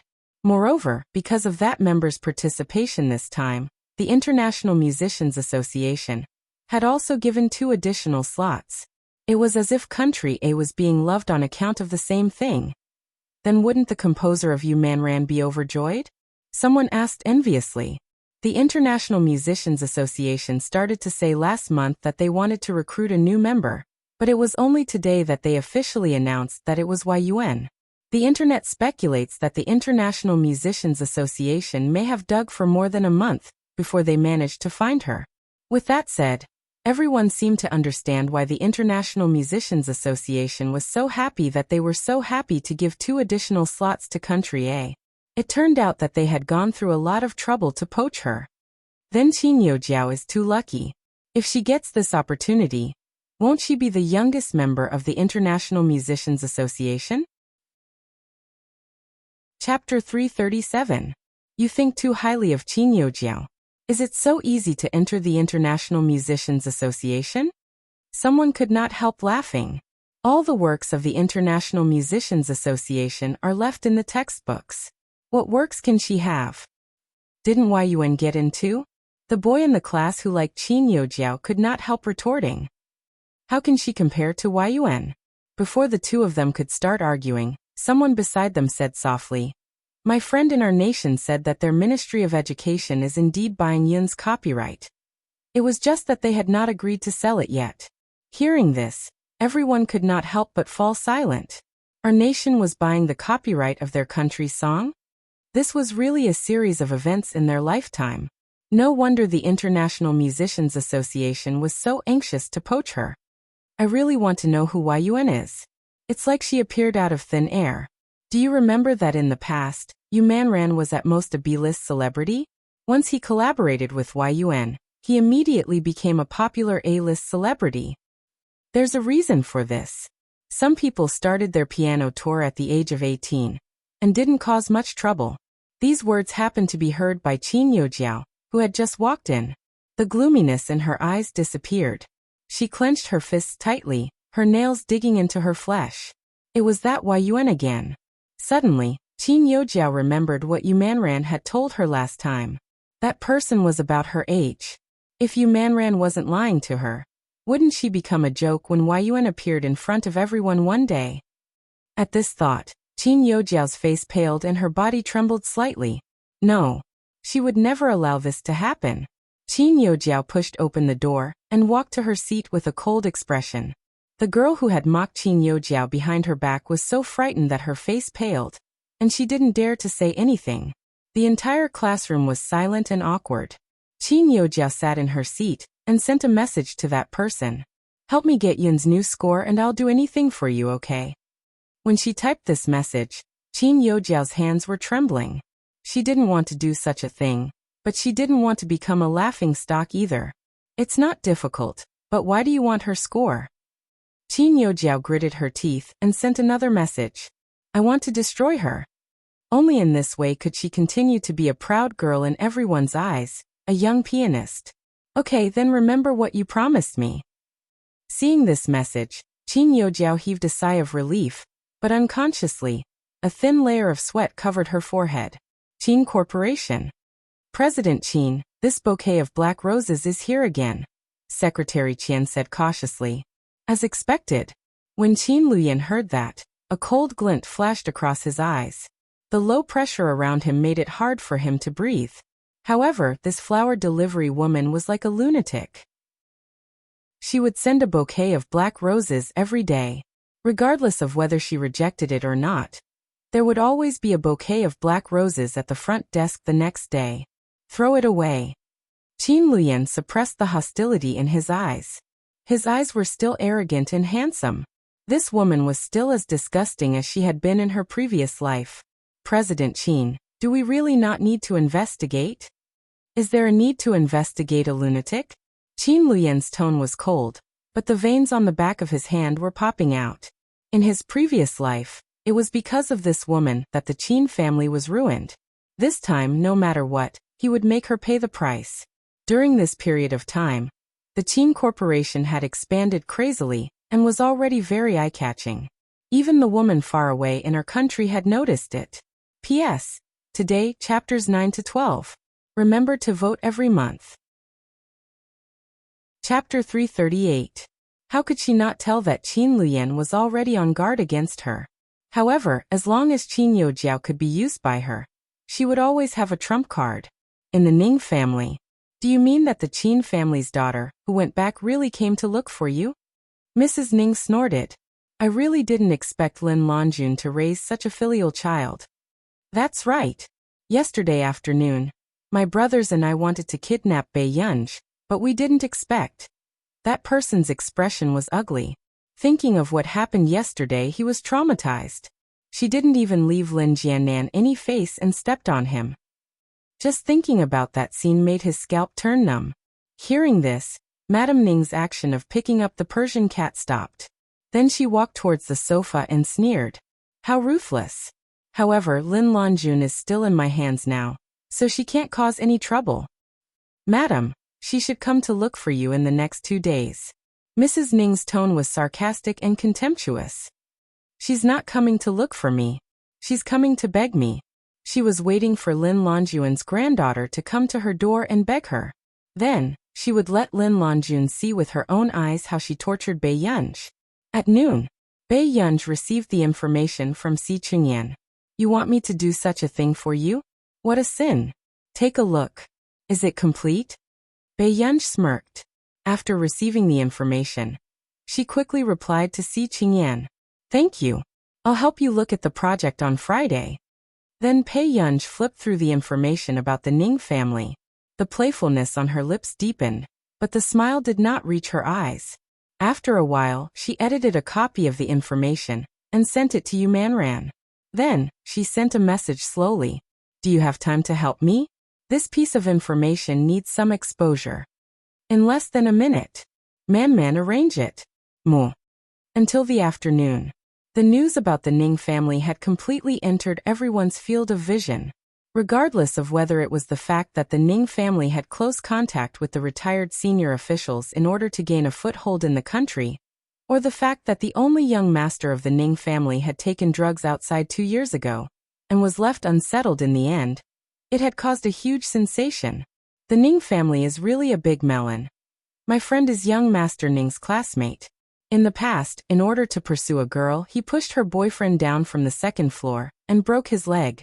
In the end, nothing happened. It's really not strange that he would do such a thing. F***CK.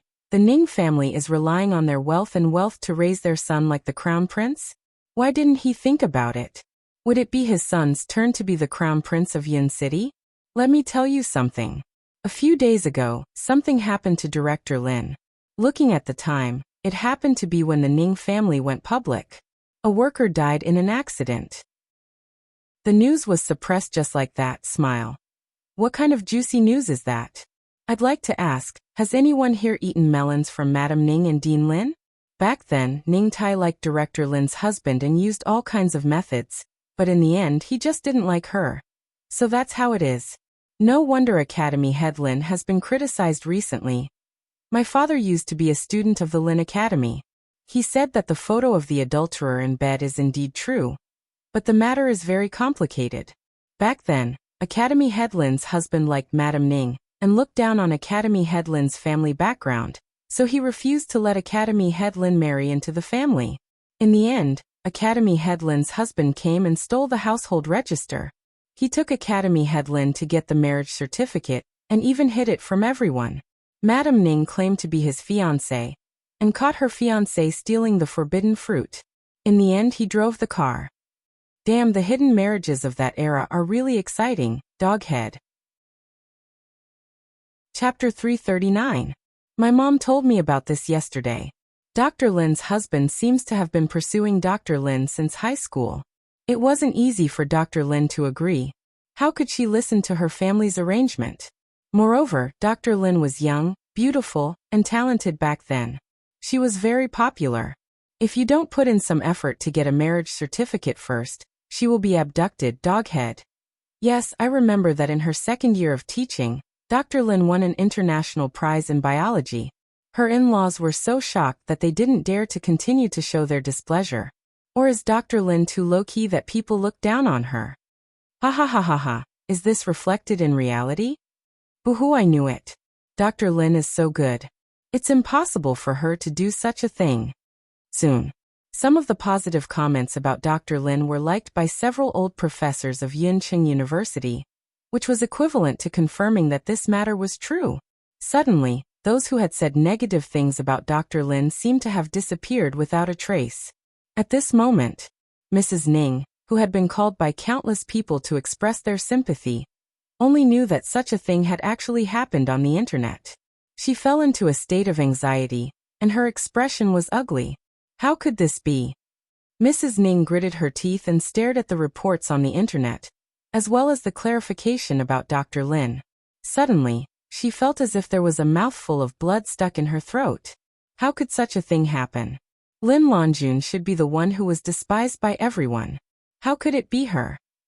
Just as Mrs. Ning felt cold all over and fell to the ground with a hollow gaze, a pair of black leather shoes suddenly appeared in front of her.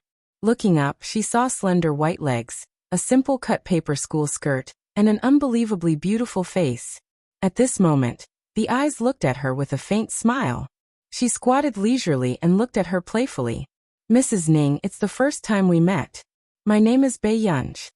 Mrs. Ning lost her composure and took a step back. It's you. You must have done it. Gradually, Mrs. Ning's expression became fierce. The corners of Bai Yunj's lips curled up as she threw another USB flash drive to her. Post the statement inside online today. What is this? To clarify, Dr. Lin. Bai Yunj curled her lips and said in a casual tone, full of arrogance. Don't even think about it. Mrs. Ning's eyes widened, and she wanted to throw the USB flash drive out again. But in the next moment, Bai Yunj threw a stack of photos in front of her. She smiled condescendingly. Madam Ning, think about it carefully. Are you going to send it, or am I? At this moment, Mrs. Ning lowered her head and saw her son intertwined with a man or a woman in the photo. The scene almost made Madam Ning faint. This is fake. You lied to me. Madam Ning's eyes were bloodshot. Whether it's fake or not, won't we know once we let everyone take a look? Bai Yunj smirked, and her clear voice was full of coldness. Last time, young Master Ning came to my birthday party to make trouble. This time, we can settle old and new debts together. No. No way. Madam Ning became agitated. She immediately pulled on Bai Yunj's sleeve and shook her head frantically. Don't send it out. I am willing to clarify. Miss Pei, please spare me. Okay? Lin Jiannan and Bai Yunj, who were waiting at the door, saw how Madam Ning lost her composure and knelt in front of Bai Yunj. This was the real devil. Gah. Dr. Lin was weak. She didn't expect to see Bai Yunj in the basement. Chapter 340. Gur, why are you here? Director Lin's pupils constricted, thinking that Mrs. Ning had kidnapped her. Leave quickly, Gur, don't worry about me. Bai Yunj saw that Director Lin was drenched and the basement was cold. She knew that Mrs. Ning had done this on purpose. A trace of coldness flashed past her eyes, and she covered Director Lin with the thin blanket she had brought, and helped her up. Her voice was gentle. "Grandma, I'll take you home." As soon as the Ning family's matter was exposed, someone started to investigate. Apart from the things that had been exposed recently, the Ning family had also participated in many shocking and absurd transactions. As a result, the Ning Corporation had completely collapsed. During this period of time, Qin Youjiao was also focused on practicing the piano. She wanted to enter the International Musicians Association in one go, and let the Qin family discover her value again. "Youjiao, I brought you something to drink." Cheng Zihuai took the milk tea and placed it beside Qin Youjiao's table. "Thank you." After Qin Youjiao took it, she only took a sip and left it untouched. She said with a smile, "You're first in this monthly exam again. I heard from my teacher that you might be the top scholar in the city next year." Cheng Zihuai smiled. "Compared to being the top scholar in the city next year, I hope that I can win the Domestic Computing Award this year." "I believe in you, Zihuai. In the future, you'll go to the computing department of Yin University, and I'll go to the music department of Yin University." At this point, Qin Youjiao deliberately smiled at Cheng Zihuai. "I wonder what university Yunj will want to study in. Can she get into university with how she looks?" Cheng Zihuai's tone was mocking. "I also heard that Yunj signed up for this physics competition and participated with us. Maybe she's studying hard." Hearing Qin Youjiao say this, the ridicule in Cheng Zihuai's eyes deepened. "Youjiao, people who work hard are not like this. People like Bei Yunj just want to be noticed. But in the end, she only made a fool of herself. She's different from us.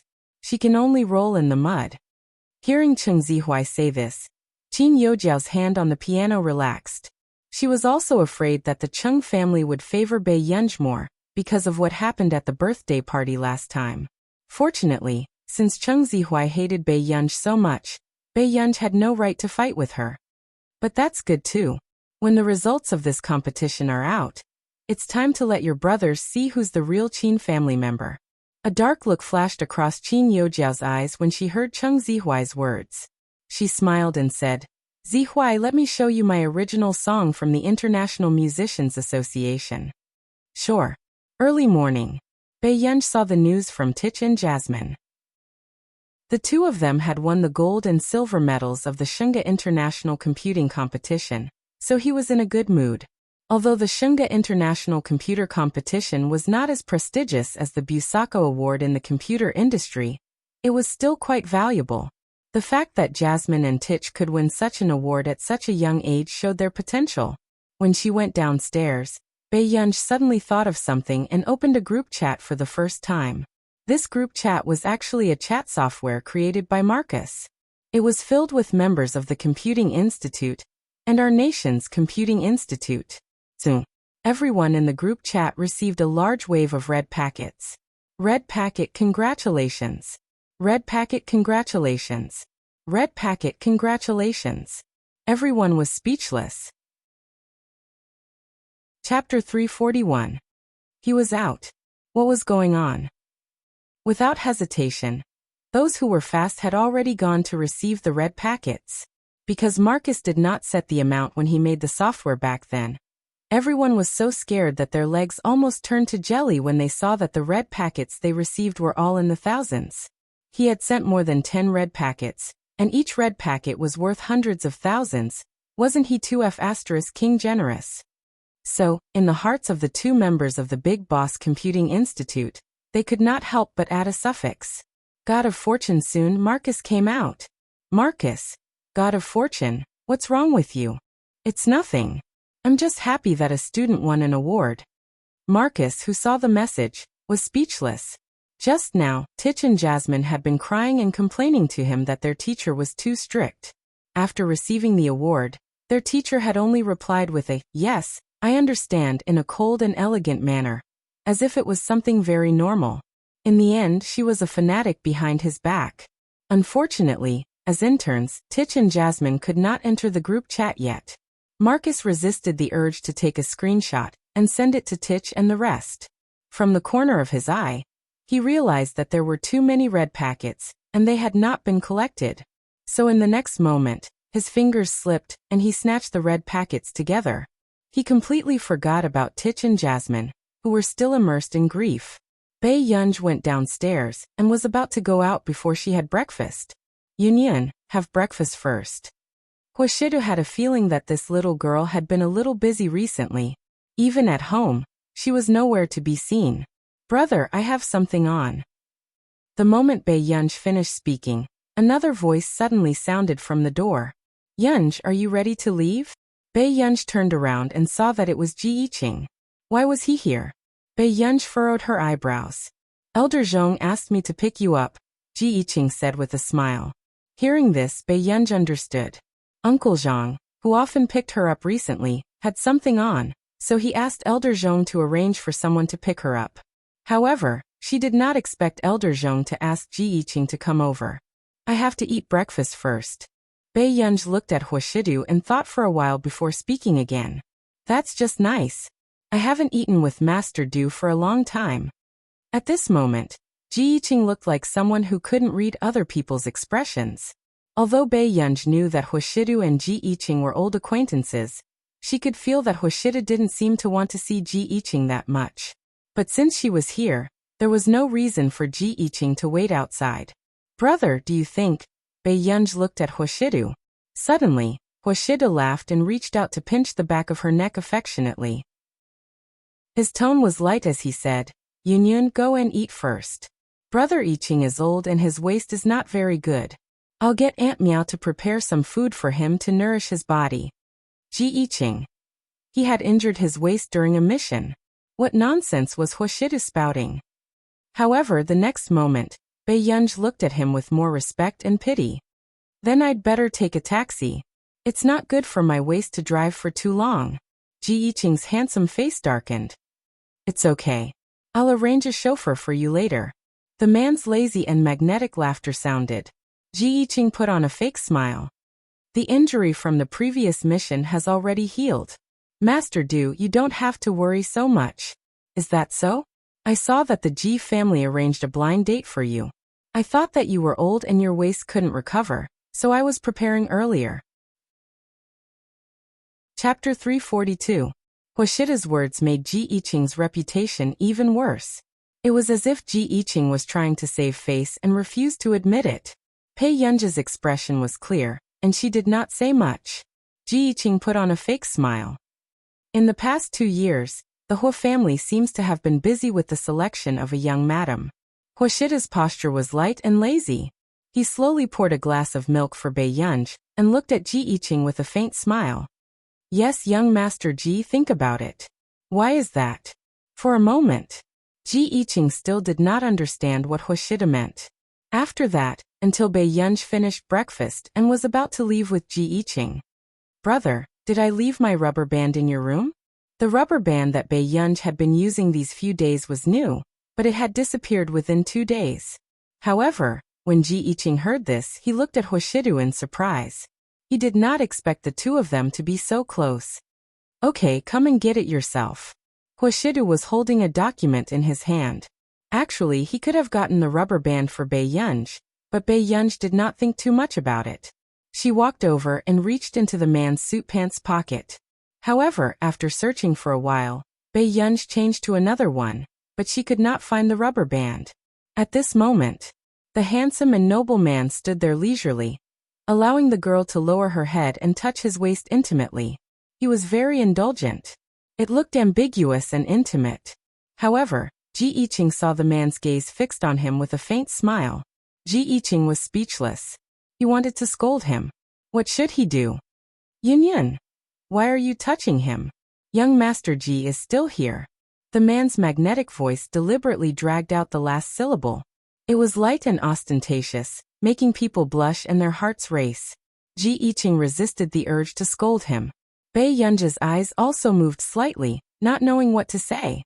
Then before Bei Yunj could walk away, the man suddenly chuckled softly. His magnetic voice was slightly filled with a bewitching ambiguity. I'll get it for you.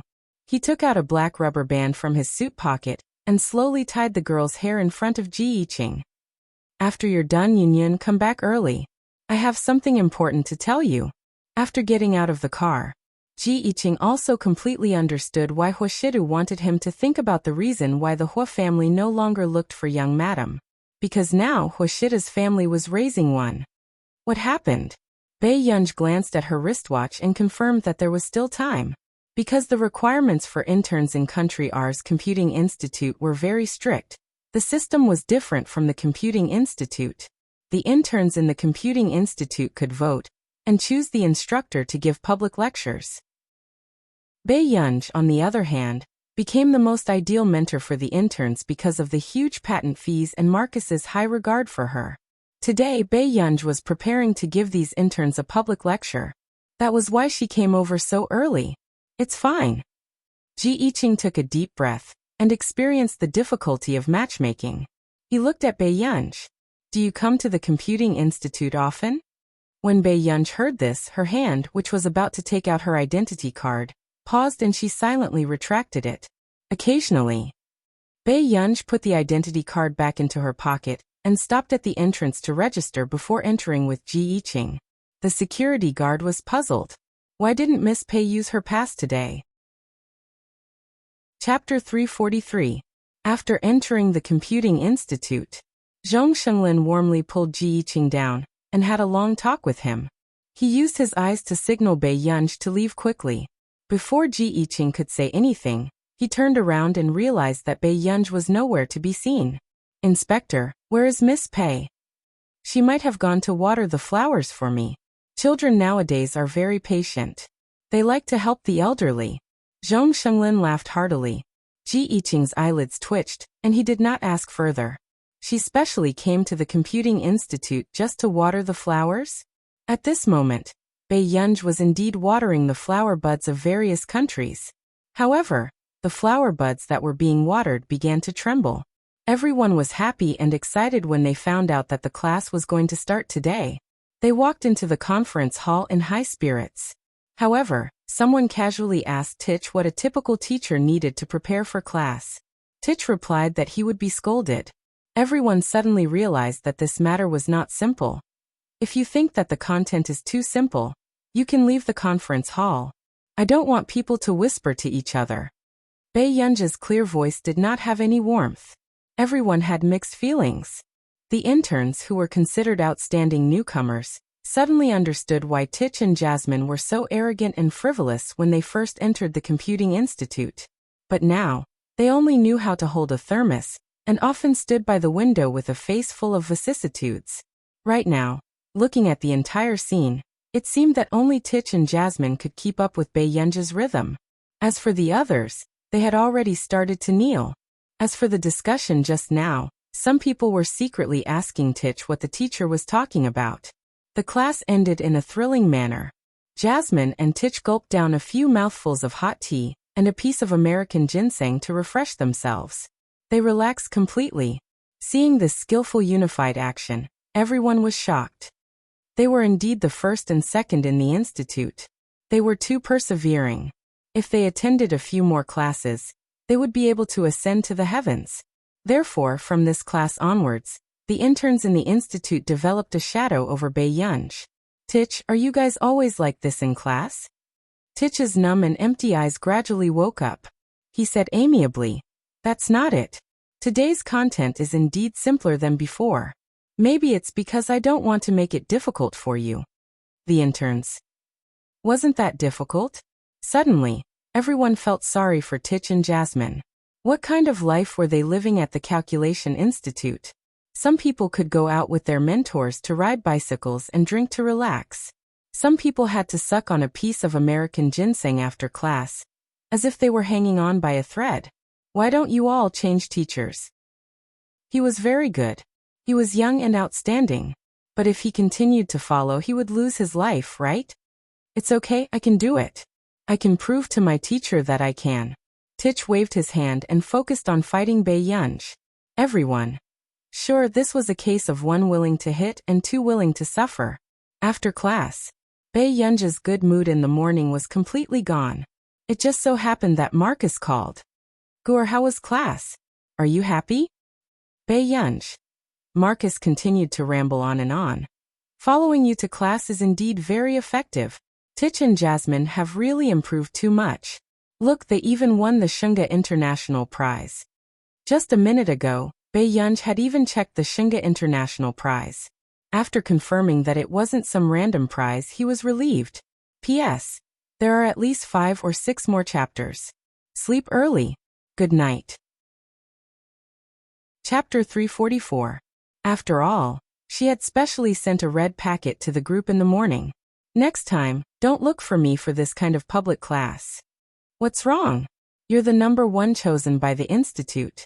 You're a popular top instructor. Bei Yunj said casually. Tich and Jasmine are enough. Okay, as you wish. Of course, Marcus would listen to Bei Yunj. Not long after hanging up the phone, Bei Yunj received a text message from Du Xiao. The registrar sent you a copy, but you don't have to worry about it. Just check the last 2 rounds. After all, more than 1,000 people had signed up this time. After the first round, only 200 people would be left. In the next few rounds, they would slowly filter them out. After Bei Yunj replied to Du Xiao, she saw Ji Yiqing in front of her. Hasn't that mission been going on for more than a year? Since it hasn't been settled yet, why are you still so free? Bei Yunj asked unhurriedly. The third comrade just went undercover into the gang's center yesterday. Ji Yiqing smiled and stared at her. I don't know why, but I feel safe with you. Bei Yunj said casually. Call me if you need anything. It's the same. So Miss Pei, you know him? Ji Yiqing looked at her with a smile. His intuition told him that Bei Yunj was related to him. But no one would think that an ignorant and incompetent high school student, and the one who had a patent fee of 10 billion yuan could be the same person. Whether I know him or not, there won't be any change in your perception. Bei Yunj changed the topic and asked as if she had nothing to do. Do you know how the first and second comrade were discovered? Ji Yiqing shook his head helplessly. The first comrade just entered the inner circle and died on the 3rd day. The other comrade also died about half a month ago. Bei Yunj stopped in her tracks and turned to look at him. The third comrade also entered the inner circle? Yes, he just entered last night. Ji Yiqing nodded. Bei Yunj quickly thought of something. She looked up and said, Ask him to come back immediately. Ji Yiqing was slightly stunned. Why? Did you implant the spy with a monitoring chip? Bei Yunj's question surprised Ji Yiqing. Yes. If he doesn't come back soon, you can prepare the 4th spy. Bei Yunj looked at him with a faint smile, but there was no warmth in his eyes. But our chips can't possibly be discovered. Ji Yiqing frowned. After all, no one had discovered it for so many years. If there isn't a mole in the R&D department, then it must be the chip. Bei Yunj smiled lazily. There are already 2. Whether there will be a 3rd one or not is up to you to decide. Ji Yiqing had also said that the gang seemed to have technicians supporting them from behind. Every time they reached a critical moment, they would know what they were doing in advance. In that case, it was also very likely that the spy had been spied. Let him come back now. Ji Yiqing's eyes darkened as he clenched his fists. The 2 people in front, have you performed an autopsy? Bei Yunj asked. Yes, the chip is also intact. Ji Yiqing nodded. Bei Yunj's eyes darkened. Let's perform an autopsy on the second one. Those people wouldn't be at ease to let a person jump around in their nest for half a month after knowing that he was a spy. However, whether Ji Yiqing could find any traces of them depended on luck. In the evening, Bei Yunj also left the Computing Institute. Chapter 345. Ji Yiqing's eyes darkened. He thought for a while and finally made a call. Brother Ji, what's wrong? Ahui was monitoring the internal situation of the gang with his colleagues through the monitoring chip. Ask Abao to come back. Now. Ahui was stunned. Why? Abao just went in. Ask him to come back quickly. Don't make me repeat the order a second time. Ji Yiqing's gaze was cold. Brother Ji, because of this case, you've been reprimanded by the higher-ups many times. We've already lost 2 brothers. If you ask Abao to come back now, won't you be a coward? Won't you be making a joke out of us? Ahui was unhappy, but he quickly thought of Bei Yunj. He could not help but say angrily, Did Bei Yunj say that? Brother Ji, who is that woman? Why do you have to listen? Ji Yiqing's tone was cold. Give the order again and ask the spy to come back. Those who disobey will be kicked out of this mission. Instantly, Ahui fell silent. The female colleague who heard it immediately gave the spy an order. After settling this matter, Ji Yiqing called the forensic doctor again and said in a gentle tone, Hello, I'm Ji Yiqing. Can I trouble you to do the autopsy again? Bei Yunj sat in the car and used her iPad to draw a human body. Finally, her gaze landed on the head and teeth. She moved the tip of her pen slightly and drew a circle on the head as she muttered to herself. Is it here? After getting out of the car, Bei Yunj saw that there was no one in the living room and thought that she had come early, so she went upstairs to take a shower.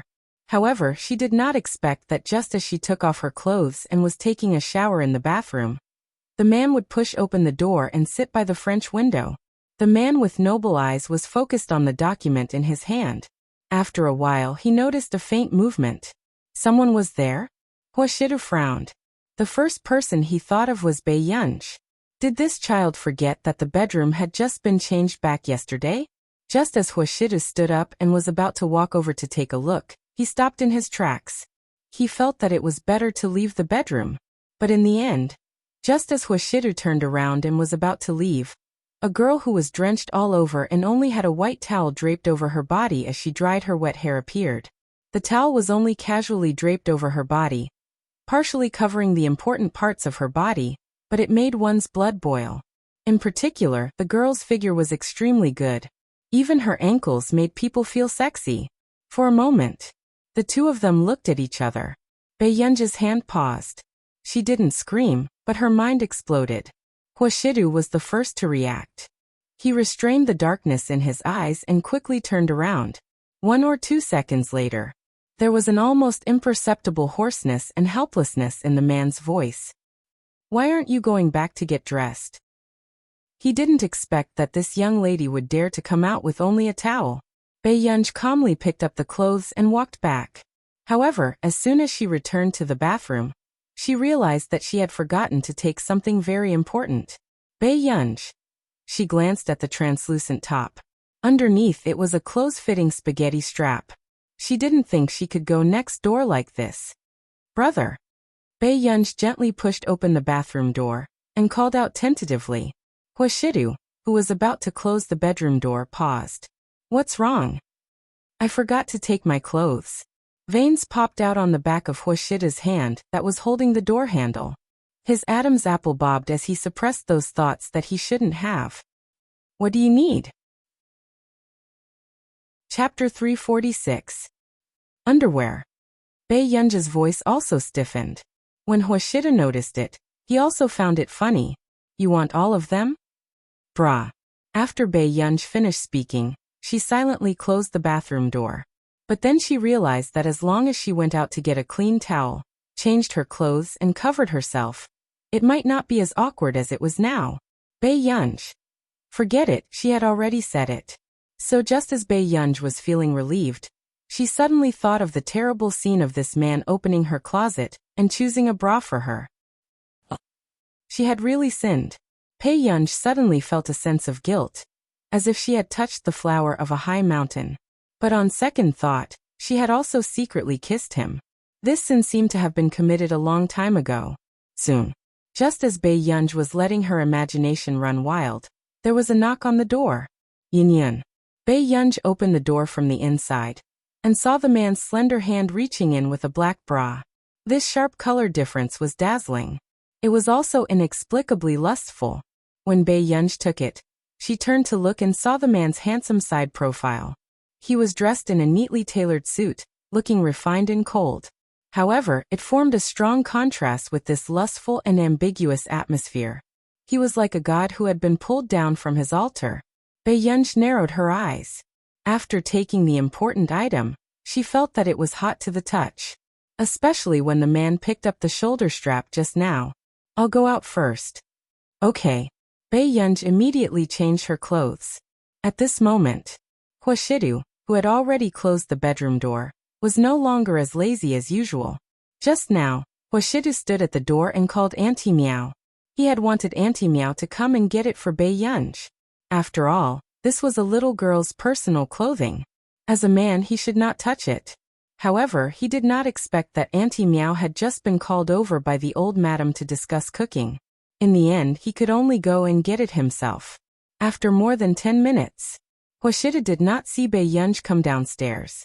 Then he received a message from her. "Brother, if there's anything important, let's talk tomorrow." Wuxia could not help but chuckle softly. His voice was filled with joy and was magnetic and pleasant to the ears. After that, he knocked on Bei Yunj's door and stood at the door with a casual smile. Brother has something to do, so he has to go back to the company. Yin, hurry up and go downstairs to eat. Bei Yunj. Are the communication tools invented by humans no longer useful? Did he have to come upstairs? 10 minutes later, Bei Yunj saw the voice message from Auntie Meow. She clicked on it without hesitation and heard Auntie Meow's hearty laughter. "Miss, I'm so sorry. I forgot to take your measurements and make clothes for you. I didn't even know that your clothes are too small. Mr. Hua just called and asked me to bring someone to take your measurements. How about tomorrow afternoon? You're too small." His eyesight was really good. He could tell at a glance that it was small. Bei Yunj's beautiful eyes couldn't help but twitch, but her entire body froze. Was it too late to go out and strangle that dog of a man? The next day, back at Hengda. "Master Pei, what's wrong? Why do you look like a little girl who has been bullied?" Lu Yuanxi snatched her phone away and opened the maps of the gods. He said with fighting spirit, "Come, let's experience the most realistic life and death friendship." Not interested. Bei Yunj did not snatch the phone away. Instead, she sat down and leaned on the table, preparing to sleep. She did not sleep yesterday. It was either because of nightmares or because she could not sleep. Chapter 347. What's wrong? You've been acting weird these few days. Lu Yuanxi suddenly became kind and started to care about his desk mate. "It's nothing. I just realized that it's not bad to get first place." Bei Yunj held her head and twirled her pen with her slender fingers in boredom. When Lu Yuanxi heard this, he looked at Bei Yunj with even more pity. Wasn't this too exciting? She was actually dreaming. Actually, it's not bad to be at the bottom. Their scores are real. And so is our friendship. Bei Yunj was speechless. Then, the boy behind couldn't help but laugh. "Master Pei, don't think about getting first place. Think about what you're going to do for the physics competition this afternoon." "This afternoon?" Bei Yunj raised her eyebrows. "Yes. Oh right, you asked for leave the other day." The boy nodded. Lu Yuanxi smiled. "Does our Master Pei care about when the exam is?" Everyone is actively tutoring for the physics competition. This one skipped all classes in order to finish school on time. Bei Yunj glanced at Lu Yuanxi coldly and turned to continue sleeping without saying a word. Lu Yuanxi was speechless. She really didn't even expect to cram at the last minute. "Master Pei, it said that the physics competition started because of Leia. If you score in the single digits, you might make the headlines." Lu Yuanxi's eyelids twitched. He didn't forget about the monthly exam results that made the headlines. The public was too harsh on Bei Yunj. Just because she was the daughter of Director Lin, it was as if she should always get first place. "Okay." Bei Yunj responded casually. It was unknown whether she was full of confidence or just in the mood to play. "Leia, you'll definitely get first place in the physics competition this time. After all, you even got second place in the Raphael competition. No one can say for sure. Just do your best." Leia's bad mood improved a little in the face of so much attention. Some time ago, Maps of the Gods had terminated the contract with the Lei Corporation, and even announced the cooperation with the Qin Corporation. This matter, which was expected by the public, even made the headlines once. As for the Lei Corporation, it had become the shame of Maps of the Gods. "Sister Yojiao, aren't you also participating in the competition? I look forward to it." Leia turned around and smiled coyly at Qinyu. At this moment, Qin Yojiao's hand that was flipping the book froze. She knew how strong Leia was in physics. Even Cheng Zihuai might not be able to compare to Leia. She smiled. "You're an expert in this area. I can't compare to you." Seeing Qin Youjiao and Lei Yi being humble to each other, the people around them could not help sighing. The relationship between the great gods is so harmonious. That's right. Anyway, isn't first place between the two of them and Cheng Zihuai? Damn, now that you've heard about it, this year's physics competition is too scary. All of them are gods. Suddenly, someone laughed sarcastically. Isn't that so? Anyway, Hengda has already reserved the first and last places. As soon as he finished speaking, everyone understood who he was referring to. Wasn't that the fearless immortal from Class 7? He didn't know where she got the courage to sign up. Did she think that the Qin family would buy her a ticket for this physics competition? At this moment, when the two people who were arguing in front heard the discussion behind them, their moods immediately improved. Yes, no matter what, they could watch Bai Yunj make a fool of herself. Sister Youjiao, do you still want to return to the Qin family? Lei Yi suddenly asked. Chapter 348. Qin Youjiao put up the physics books and said to her with a smile, I heard that you went to see my grandfather a few days ago. When I'm free, I'll bring you back to the old mansion to stay for a few days. Lei Yi did not expect Qin Youjiao to say this. It was as if she had just gone out casually and would return to the Qin family after a while. Can you still go back? Lei Yi looked cold, but she was actually a little nervous. Compared to Qin Youjiao, she actually hoped that Bai Yunj was the Qin family's eldest young Miss Moore. After all, Bai Yunj did not pose any competitive pressure to her. However, Qin Youjiao was different. Even without the Qin family, she could still receive an invitation to the nearly 18 debutante ball. Some people can't hold on to that position, Qin Youjiao said. At noon, Ji Yiqing could not help but call Bai Yunj. After the call was connected, he quickly expressed his gratitude. Miss Pei, thank you so much this time. When the forensic doctor examined the deceased's head, he found a minimally invasive injury. He pursed his lips. Later, I found out that the piece of human skin had been transplanted. There was a chip inside that had already been scrapped. At that time, they hoped that the deceased could leave with dignity, so they did not conduct an in-depth examination. However, they did not expect to miss a major discovery because of this. Is the third person back? He's already back, but if he leaves for too long he will definitely be discovered. Ji Yiqing furrowed his eyebrows. Why don't we send the chip to the Computing Institute first? As for the third spy, the chip suggests that we remove him first. Ji Yiqing was also very hesitant. Actually, this chip was also a guarantee for the spy. If they found anything unusual, they could order them to be recalled at any time. I understand. Ji Yiqing clenched his fists and could not help asking, will you take a look at the chip? Elder Zhong will. With that said, Bai Yunj hung up. At this moment, Ahui was stunned. He did not expect that the spy had really been spied. This chip was almost certainly used by the criminals to monitor them. These people are too sinister. Ahui could not help gritting his teeth. However, he also wanted to know why the spy did not know that he had been implanted with a chip. Had he been instigated? That was impossible. If that was the case, why did the two spies die after being exposed? Ahui, be more respectful to Miss Bai Yunj in the future. Ji Yiqing couldn't help but say coldly when he recalled Ahui's attitude towards Bai Yunj. This time, it might just be a coincidence. Ahui could not help but retort. Coincidence? Why is it that out of so many people in this investigation operation, none of them are coincidental? I'm warning you, don't kill a few more people because of your loose tongue. Ji Yiqing was completely enraged, and the veins on his fair arms were faintly bulging. After all, the ones who left this time were Ji Yiqing's two friends. Ahui was also shocked and didn't dare to say anything more. In the afternoon, the people who signed up for the physics competition got on the school bus and prepared to leave for the competition venue. Along the way, someone couldn't help but laugh softly. Bai Yunj actually dared to come. She's too awesome. She's being praised by Class 7. She's really whimsical and thinks that she's a peerless genius. Someone snickered.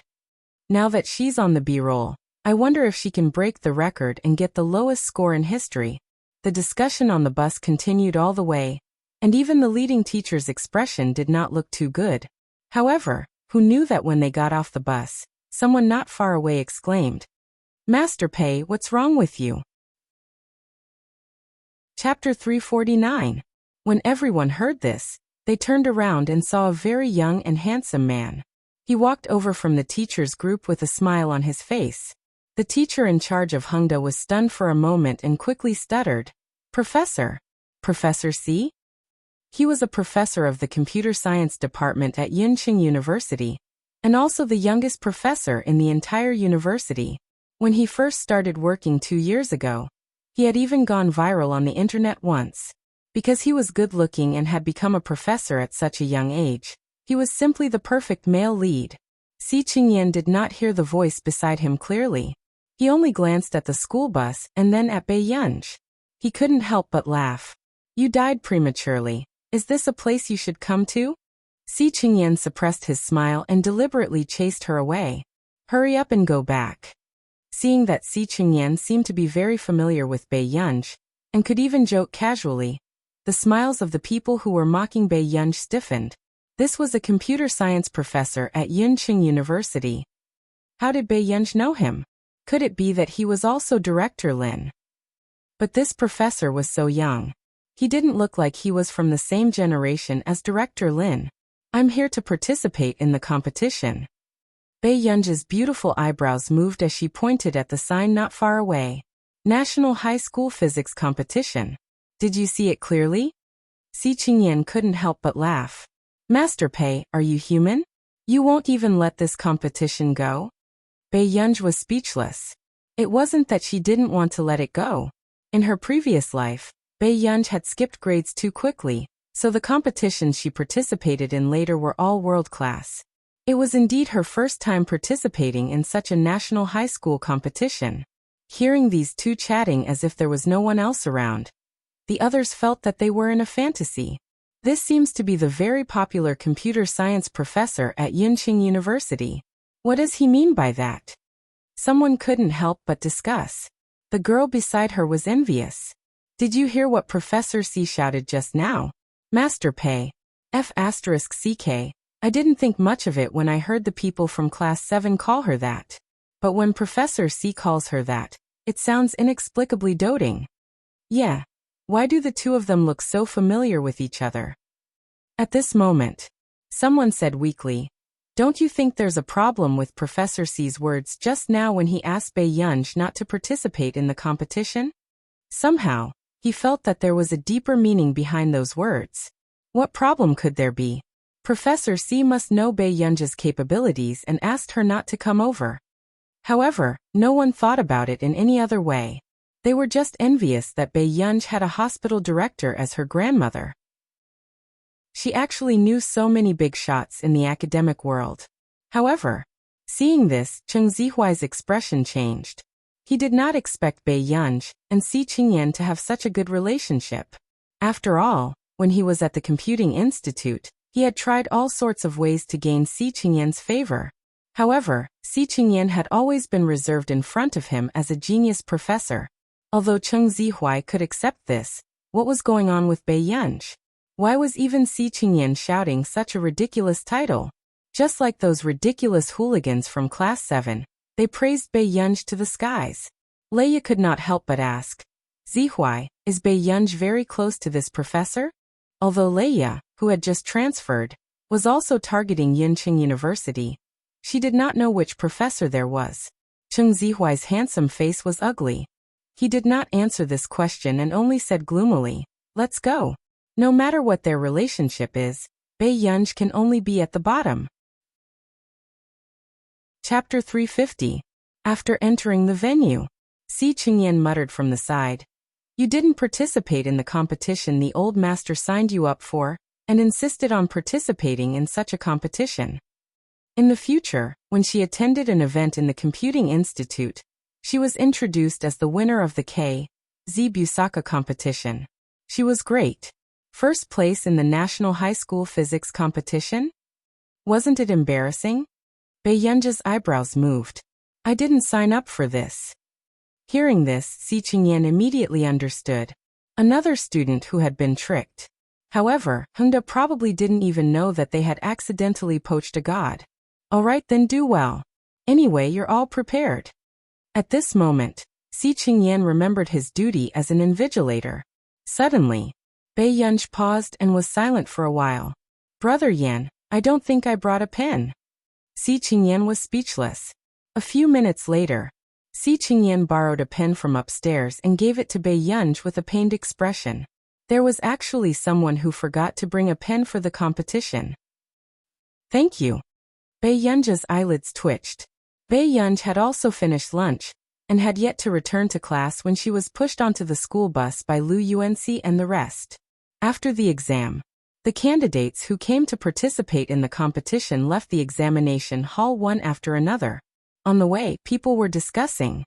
It's really King B paper. This is too difficult. Why is it so difficult? Someone was about to suffocate. Because the second place in the previous Raphael competition transferred to Hengda to participate in the physics competition. The paper was changed at the last minute. 1 2 3 4 5 The person beside continued to explain. However, I said during the exam that the last few big questions were set according to the standards of the Raphael competition. There are also basic questions in front. Amazing. I'm participating in an ordinary physics competition, and I can actually meet a big boss who participated in the Raphael competition. The person who heard the explanation had a look of despair. Hengda is indeed the top high school in Yincheng. They even recruited such a big boss. I estimate that they can enter 3 of the top 5 this year. Cheng Zihuai from year 3 and Qin Youjiao from the Qin family are both participating. Besides, they're all the best in physics. No way? Hearing the discussions from the other schools, the students of Hengda all raised their chins and walked out of the examination hall with pride. Even so, they didn't do well in the exams. Before long, in the school bus, the teacher in charge gently handed Leiyu a bottle of mineral water and said with a smile, "How was the competition this time?" Seeing this treatment, the others couldn't help but be envious. However, unexpectedly, after Leiyu took it, she pursed her lips and did not look too good. I didn't finish the last 2 major questions. Hearing this, the others also sucked in a breath of cold air. It was normal that they couldn't understand it. Leiyu couldn't do it either. The person who came up with this question was too ruthless. The teacher in charge froze. He did not expect that even Leiyu could not solve the last question. She couldn't help but panic. Even the second place in Raphael's competition was in Hengda. If the winner of the competition was not a student from Hengda, wouldn't Hengda become a joke? Then what about you, Zihuai? The teacher looked at Cheng Zihuai hopefully. The last question is a little gambling. Cheng Zihuai frowned. However, when the teacher in charge heard Cheng Zihuai's words, he heaved a sigh of relief. Chapter 351. Everyone looked at him enviously. They did not expect Cheng Zihuai to be so capable. Even Leiyu could not help but take a few more glances at Cheng Zihuai and smiled. "Zihuai, you're amazing." With that said, Qin Youjiao, who was behind him, remained silent and her expression did not look too good. Originally, she was one of the top students in the cohort, but she only did 3 small questions in the back. Even if she got all of them right, she could only get more than 10 marks. At this moment, a year 3 girl could not help laughing. "Teacher, what are you afraid of? Anyway, we're last in the competition. No one can snatch it from our school." With that said, everyone instinctively looked at a certain person in the front row. Although they did not say it, they agreed with her in their hearts. Why was a bad student here to join in the fun? Wasn't she embarrassing Hengda as well? Hearing this, the teacher in charge did not say anything, but her eyes swept over Bei Yunj, who was playing with her phone unkindly. Bei Yunj had just turned on her phone when she saw Si Qingyan in the group chat. An official member of the Computing Institute. Si Qingyan. Ha ha ha ha ha, I'm laughing so hard. Guess who I met when I was invigilating the exam? Zhong Shenglin? Dean? The others also sent a series of question marks. Si Qingyan. From now on, R is no longer an ordinary person. She is the winner of the 32nd National High School Physics Competition. As soon as this news was released, it attracted a lot of questions from the members. What was going on? She even participated in such a competition. Did she not plan to be a human anymore? Dean? Take care. Researchers should cherish their own feathers. Bei Yunja's eyelids twitched and she turned off her phone. It must be fate. However, Si Qingyan was still talking nonstop. Si Qingyan. I'll never forget that after Master Pei finished writing the paper in more than 10 minutes, before she could sleep on the table, she heard the boy next door wonder why this question was so difficult. That kind of disdain and complicated gaze. Si Qingyan. An old Joe from my school saw Master Pei sleeping. Sai, why is another one useless? Si Qingyan, in the entire examination hall only, is sleeping seriously. I can't take it anymore. Ha ha ha ha ha. When they returned to school, school was almost over. Lu Yuanci asked casually, how did it go? Yeah, it's just so. Bei Yunj was calm and collected. Lu Yuanci. That's it. Could it really be single digits? If he had known earlier, he would have encouraged Chubby Chu to take the exam instead of Bei Yunj. That night, after the exam, the question setter held a thermos flask and appeared in high spirits at the exam area. How is it? My standards are good, right? Let alone second place. Even if Raphael was first place, he wouldn't be able to get full marks. The bald male teacher was in high spirits and had a rosy smile on his face. In the past few years, the standard of the exam papers was getting worse and worse. As a matter of fact, he still had to ask him to come out if there were any slightly better students. However, no one had expected that Hengda would recruit a student who had won a prize in Raphael's competition. The young teacher next to him poured tea for him and couldn't help but compliment. Teacher Huang, you're still the most respected person in the hearts of the students. We have to learn from you in the future.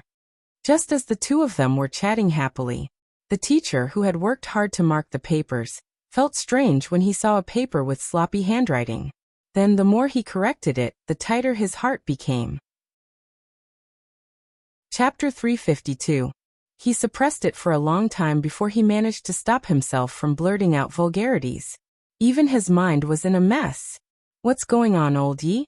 The young teacher turned his head and asked the teacher who was marking the papers. This old Yi was usually the calmest. Why was he so flustered today, as if he had encountered a ghost? Damn! The teacher was still immersed in his own world and could not extricate himself. What's wrong? The student's score is too low? Teacher Huang walked over and patted the young teacher's arm. He smiled and said, it's very normal. I've been setting papers for so many years and no student has ever gotten full marks. After all, he was the number one in the physics circle. No, the teacher said in a daze. This student seems to have full marks. As soon as he finished speaking, the young teacher and teacher Huang, who were chatting happily just now, froze. Immediately, they went to look for the paper. How is this possible? The standard of the students in Raphael's competition is so high? Teacher Huang picked up the scrawled paper and looked carefully at each question. He felt as if he had been struck by lightning. Teacher Huang, this can't be right? The young teacher looked at Teacher Huang's expression and had a bad premonition. However, even he might not be able to get full marks on this paper. How could a student get full marks? Is it the second place in Raphael's competition? Teacher Huang gradually found his voice and asked with a trembling voice. I don't think so. The second place student in Raphael's competition is not from this examination hall. This student, I don't know where he came from. At this moment, in an office building of a certain university, someone had gathered all his energy and wanted to finish marking all the papers as soon as possible to see who this student was. To be able to get full marks on Teacher Huang's competition paper, this was a talent that the university was fighting for. 12:34, the next day. It was the weekend. Bei Yunj went to see Old Master Qin early in the morning. Old Master Qin knew about what happened to Director Lin some time ago, and asked with concern. How has Director Lin been recently? Bei Yunj nodded. Pretty good, Grandpa. She had already gone to look at the house and bought a high-end apartment for Director Lin. Otherwise, if she really bought a villa, Director Lin would definitely not be able to live in it. After all, it had taken Bei Yunj a lot of time to move her into the high-end apartment. That's good. Old Master Qin smiled and looked at Bei Yunj. He sighed and said, "Our Guer is so beautiful." Bei Yunj stopped flipping through the book. "Grandpa, what's the matter?" Old Master Qin rubbed his hands together nervously. "A few days ago, Alang came looking for me. He said that there's a family game competition and he hopes that I can participate." "Then you should participate," Bei Yunj said slowly. She remembered that old Master Qin and Qin Lang had fallen out a lot because Qin Lang had taken the path of esports. This time, it was probably Qin Lang who wanted to improve his relationship with the old master. "Gur, why don't you go? This is something you young people like to play. How can an old man like me play games?" Old Master Qin looked at Bei Yunj eagerly. "Grandpa, I'm about to take the college entrance exam. How can I have so much time?" Bei Yunj said with a smile. Old Master Qin. No matter who said this, it would sound like it was the case. But when it came from his granddaughter, it was a little too perfunctory. "I don't need much time. Anyway, if I lose, your third brother is useless." Old Master Qin was too stubborn. Chapter 353. Bei Yunj's eyebrows twitched as she rubbed the cover of the book with her fingertips. She was not interested in this kind of thing that appeared in the public eye. Suddenly, the phone rang. Bei Yunj immediately stood up. "Grandpa, have a good rest. I have something to do, so I'll go back first." Seeing that Bei Yunj refused, Old Master Qin could only watch her leave. After Bei Yunj walked out, she saw that the person who called her was Zhong Xinglin. Zhong Xinglin did not say much over the phone. He just asked her to come to the institute. At the Computing Institute. The moment Bei Yunj entered, she entered the laboratory and saw Zhong Xinglin's serious expression. "What's wrong?" This was the first time Bei Yunj saw Zhong Xinglin looking for her so anxiously. "There's something wrong with this chip." Zhong Xinglin's gaze stopped on the sealed chip. His expression did not look too good. "Something was sent over just now. It's for you." "For me?" Bei Yunj glanced at the cardboard box at the side and saw that the recipient was indeed her. Recipient, however, this mail was obviously not sent by a regular courier company, because there was no sender. Bei Yunj's eyes flickered. She laughed again and prepared to open the cardboard box. "Or why don't you not touch it first?" Zhong Xinglin stopped Bei Yunj, afraid that there was something messy inside. "It's okay." Bei Yunj picked up the scissors and slowly opened the cardboard box. The moment the cardboard box was opened, the rotten smell inside filled the air. Inside was a tongue that had been cut off and a pair of bloody eyeballs. 118-inch gu. Zhong Xinglin's expression changed. He immediately wanted to throw this scary thing out. "Let Ji Yiqing deal with this thing." Bei Yunj's upturned eyes were slightly suppressed. She did not show any emotion. She found the tape and sealed it again. No one knew if this was one of those people who had died in the dark. But now it was clear that, through the undiscarded chips, those people knew that Ji Yiqing and the others were asking for help from the Computing Institute. He was also threatening. However, they didn't dare to go too far and didn't want to compete with the Computing Institute. After all, offending these people at the top of the computer field would not end well. It was very likely that they would end up in a life and death struggle. "Gur, you'd better not interfere in this matter." Zhong Xinglin frowned. He was still worried about Bei Yunj's safety. The thing he didn't want to see the most still happened. Bei Yunj's beautiful eyebrows curved slightly. She chuckled slowly, but her anger gradually grew. Where did all these ignorant people come from? After saying this, Zhong Xinglin had an inexplicable premonition that some things were going to be tricky. "Elder Zhong, ask Ji Yiqing to send me a copy of their information. I want all of it." Bei Yunj curled his lips at Zhong Xinglin. His smile did not reach his eyes, but it sent chills down one's spine. "Okay." Zhong Xinglin had a feeling that Bei Yunj was going to cause a big commotion again. The huge patent fee last time, and the maps of the gods later had already become surrounding news in the circle. Now new gossip had popped up again. Scientific research upstarts and terrorists fighting each other in a bizarre manner? It was really puzzling. How could this ancestor's temper be so bad? "Gur, I still have to remind you that this matter is too dangerous." Chapter 354. For now. Other than the Computing Institute in our nation and the internal staff of the Computing Institute, very few people knew that it was Bai Yunj. Bai Yunj thought for a moment. I'll be careful. Zhong Shenglin was speechless.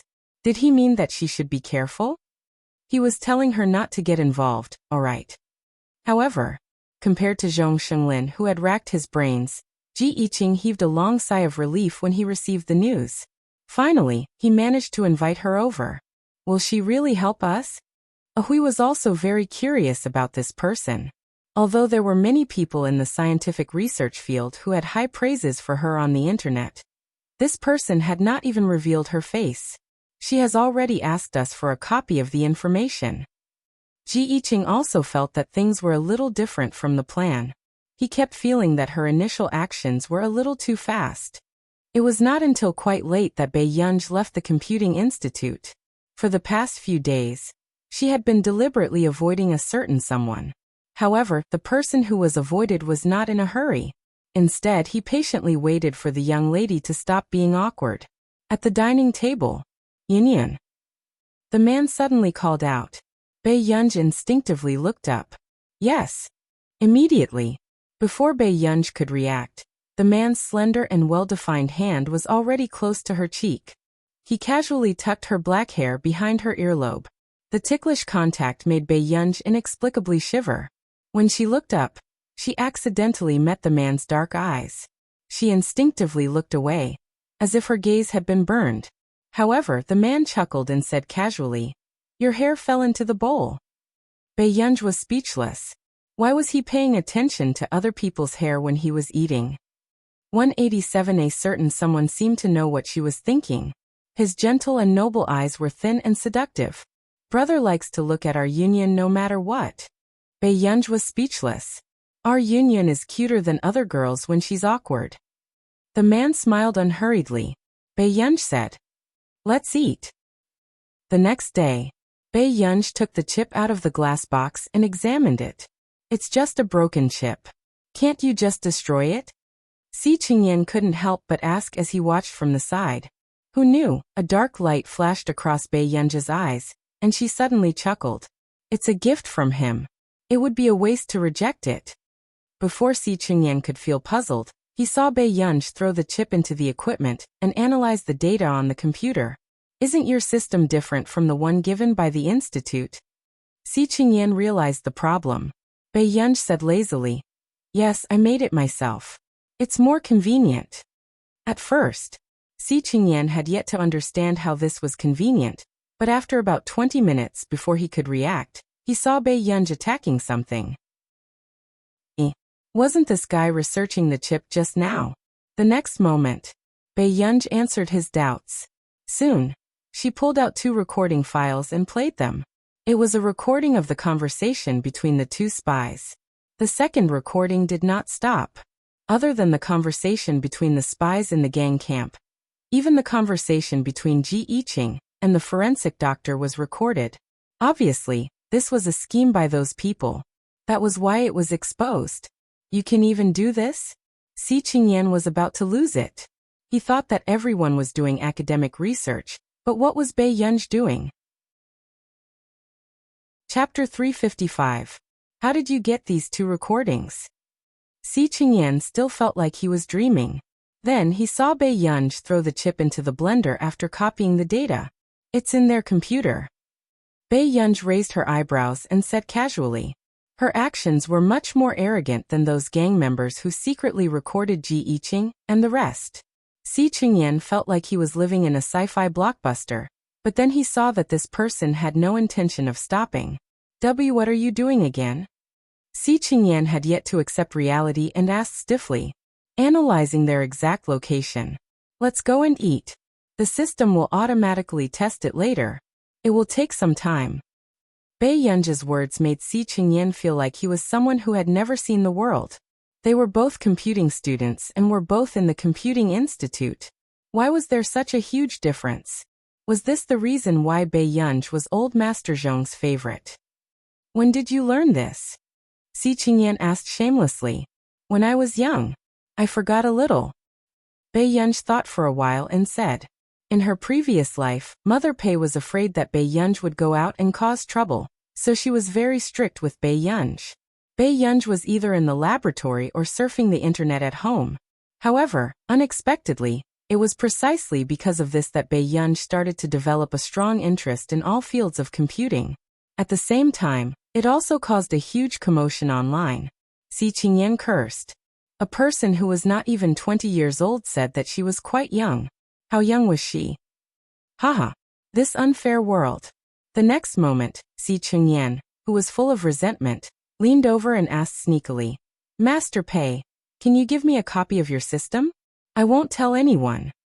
If you want it, go and copy it later. Bei Yunj glanced at him. If the others in the institute want it, they can come and get it. Si Qingyan shook his head crazily and said righteously, No, they can only come and get it when I'm familiar with it. Bei Yunj. Then when this specific location is detected, won't your mission be completed? Can you tell Ji Yiqing and the rest? Si Qingyan sighed. Technological criminals nowadays really thought that no one could deal with them. She even tried to provoke Bei Yunj by sending over human organs. In the end, the word cowardice did not exist in this ancestor's dictionary, and no one liked to curb violence with violence more than her. What the ancients said was right. Evil people had to be dealt with by evil people. What's the hurry? Their headquarters are at the border area of country R. It will take some time to deal with them. Bei Yunj chuckled. His eyes were cold. Si Qingyan's eyelid twitched. He had underestimated Bei Yunj's vengeful nature. They had already set their sights on the gang headquarters. Afternoon. In the director's office. Zhong Shenglin was sitting on the sofa pouring tea when he saw Si Qingyan walk in distractedly. What's wrong? Gu, or has solved the chip's problem? Si Qingyan was speechless. Yes. Does that chip have any other uses other than monitoring? Si Qingyan said. I don't know either. Zhong Shenglin stopped what he was doing. Then how did she solve it? She used the chip's data to hack into the gang's computer, and even obtained the complete recording of the undercover. With that said, Zhong Xinglin's hand trembled, and he almost spilled the tea. She was doing this in the morning? Zhong Shenglin froze. Chapter 356. Not really. Her self-made system is already analyzing the exact location of the gang. Currently, there are 3 snow hiding areas and 1 gathering area. Si Qingyan smiled at Zhong Shenglin. You really found a treasure. I think that compared to the safety of this ancestor, you should be more concerned about her bad temper. The branch threatened her, and now she's going to destroy their overseas headquarters. Si Qingyan's eyelid twitched. The most suffocating thing was that he really thought that she could do it. Zhong Shenglin was speechless. No one thought that this matter would develop in such a different direction. Forget it. Let her do it if she likes it. Zhong Shenglin calmed down and said slowly. After all, it was fine as long as the person in trouble was not Bei Yunj. Si Qingyan was speechless. Look, all of them were already indulging Bei Yunj to this extent. It was simply twisted love. The next day, because it was the day the results of the physics competition were released, many people were very excited, especially Class 1. I heard that our grades dean has already followed the principal to prepare to receive the teacher giving the award. Someone said excitedly. Hearing this, the girl who was still doing her questions glanced sideways in surprise. The award is being given today? Isn't it usually only the results at this time? Wasn't this year's physics competition a little too rushed? Yeah, maybe it's because someone did too well. With that said, that person glanced at Leia, who was playing games enviously. Leia was good-looking and good at gaming. She was even so good at physics. Many boys in the class had defected and turned from infatuated with Qin Youjiao to infatuated with Leia. After all, girls who knew how to play games and were good-looking were more down-to-earth to them. Really? I heard that the Year 3 teachers are calculating the scores of the students who went to participate in the physics competition. The highest scores are Cheng Zihuai and Leia, about 70 to 80. This competition paper was set by Teacher Huang. How high do you want it to be? Since a teacher came to our school to give the award, it means that the first place must be in our school. With that said, the girl raised her chin arrogantly. It's either Leia or Cheng Zihuai, At this moment, the girl who was closer to Qin Youjiao suddenly laughed. Her tone was full of mockery. Did you calculate Bei Yanji's score? After all, he's the first person from Class 7 who dares to participate in the competition. I'm really looking forward to it. Don't joke around. The teacher hasn't even entered the 7th class yet, but he still calculates the marks for Bei Yanji. Do you think it's not embarrassing enough? The few girls felt superior and laughed mockingly. They simply looked down on the people from Class 7. In Class 7, other than the one or two who wanted to get a scholarship through Class 7, the rest were all trash. Compared to Class 1, Class 7 was the same as usual. Only Lu Yuanxi and a few others would comfort Bei Yanji from time to time. They were all people who relied on their looks to make a living. Why should they compare their IQ with others? Chu Zhixing's attitude remained unchanged. He said seriously, I think Master Pei will definitely be fine. If Master Pei wanted to do well, he might be better than Leia from Class 7. However, when the people around heard this, they looked at Chu Zhixing with complicated gazes. Brother Chu, you're one of the few top students in the class. Can you stop talking nonsense all day long? Lu Yuanxi's eyelid twitched. I'm telling the truth. Chu Zhixing glanced at Bei Yanji, who was sleeping on the table, and continued, Master Pei is much better than me. You're tuning in to the Li Mei's Wuxia Whispers YouTube channel. We're so grateful for your support, and don't forget to subscribe to join us on this incredible journey through captivating stories. Your generosity through donations truly makes a world of difference, as it's the primary source of revenue that allows me to expand and enhance this channel for you. Thank you from the bottom of my heart for being a part of this adventure.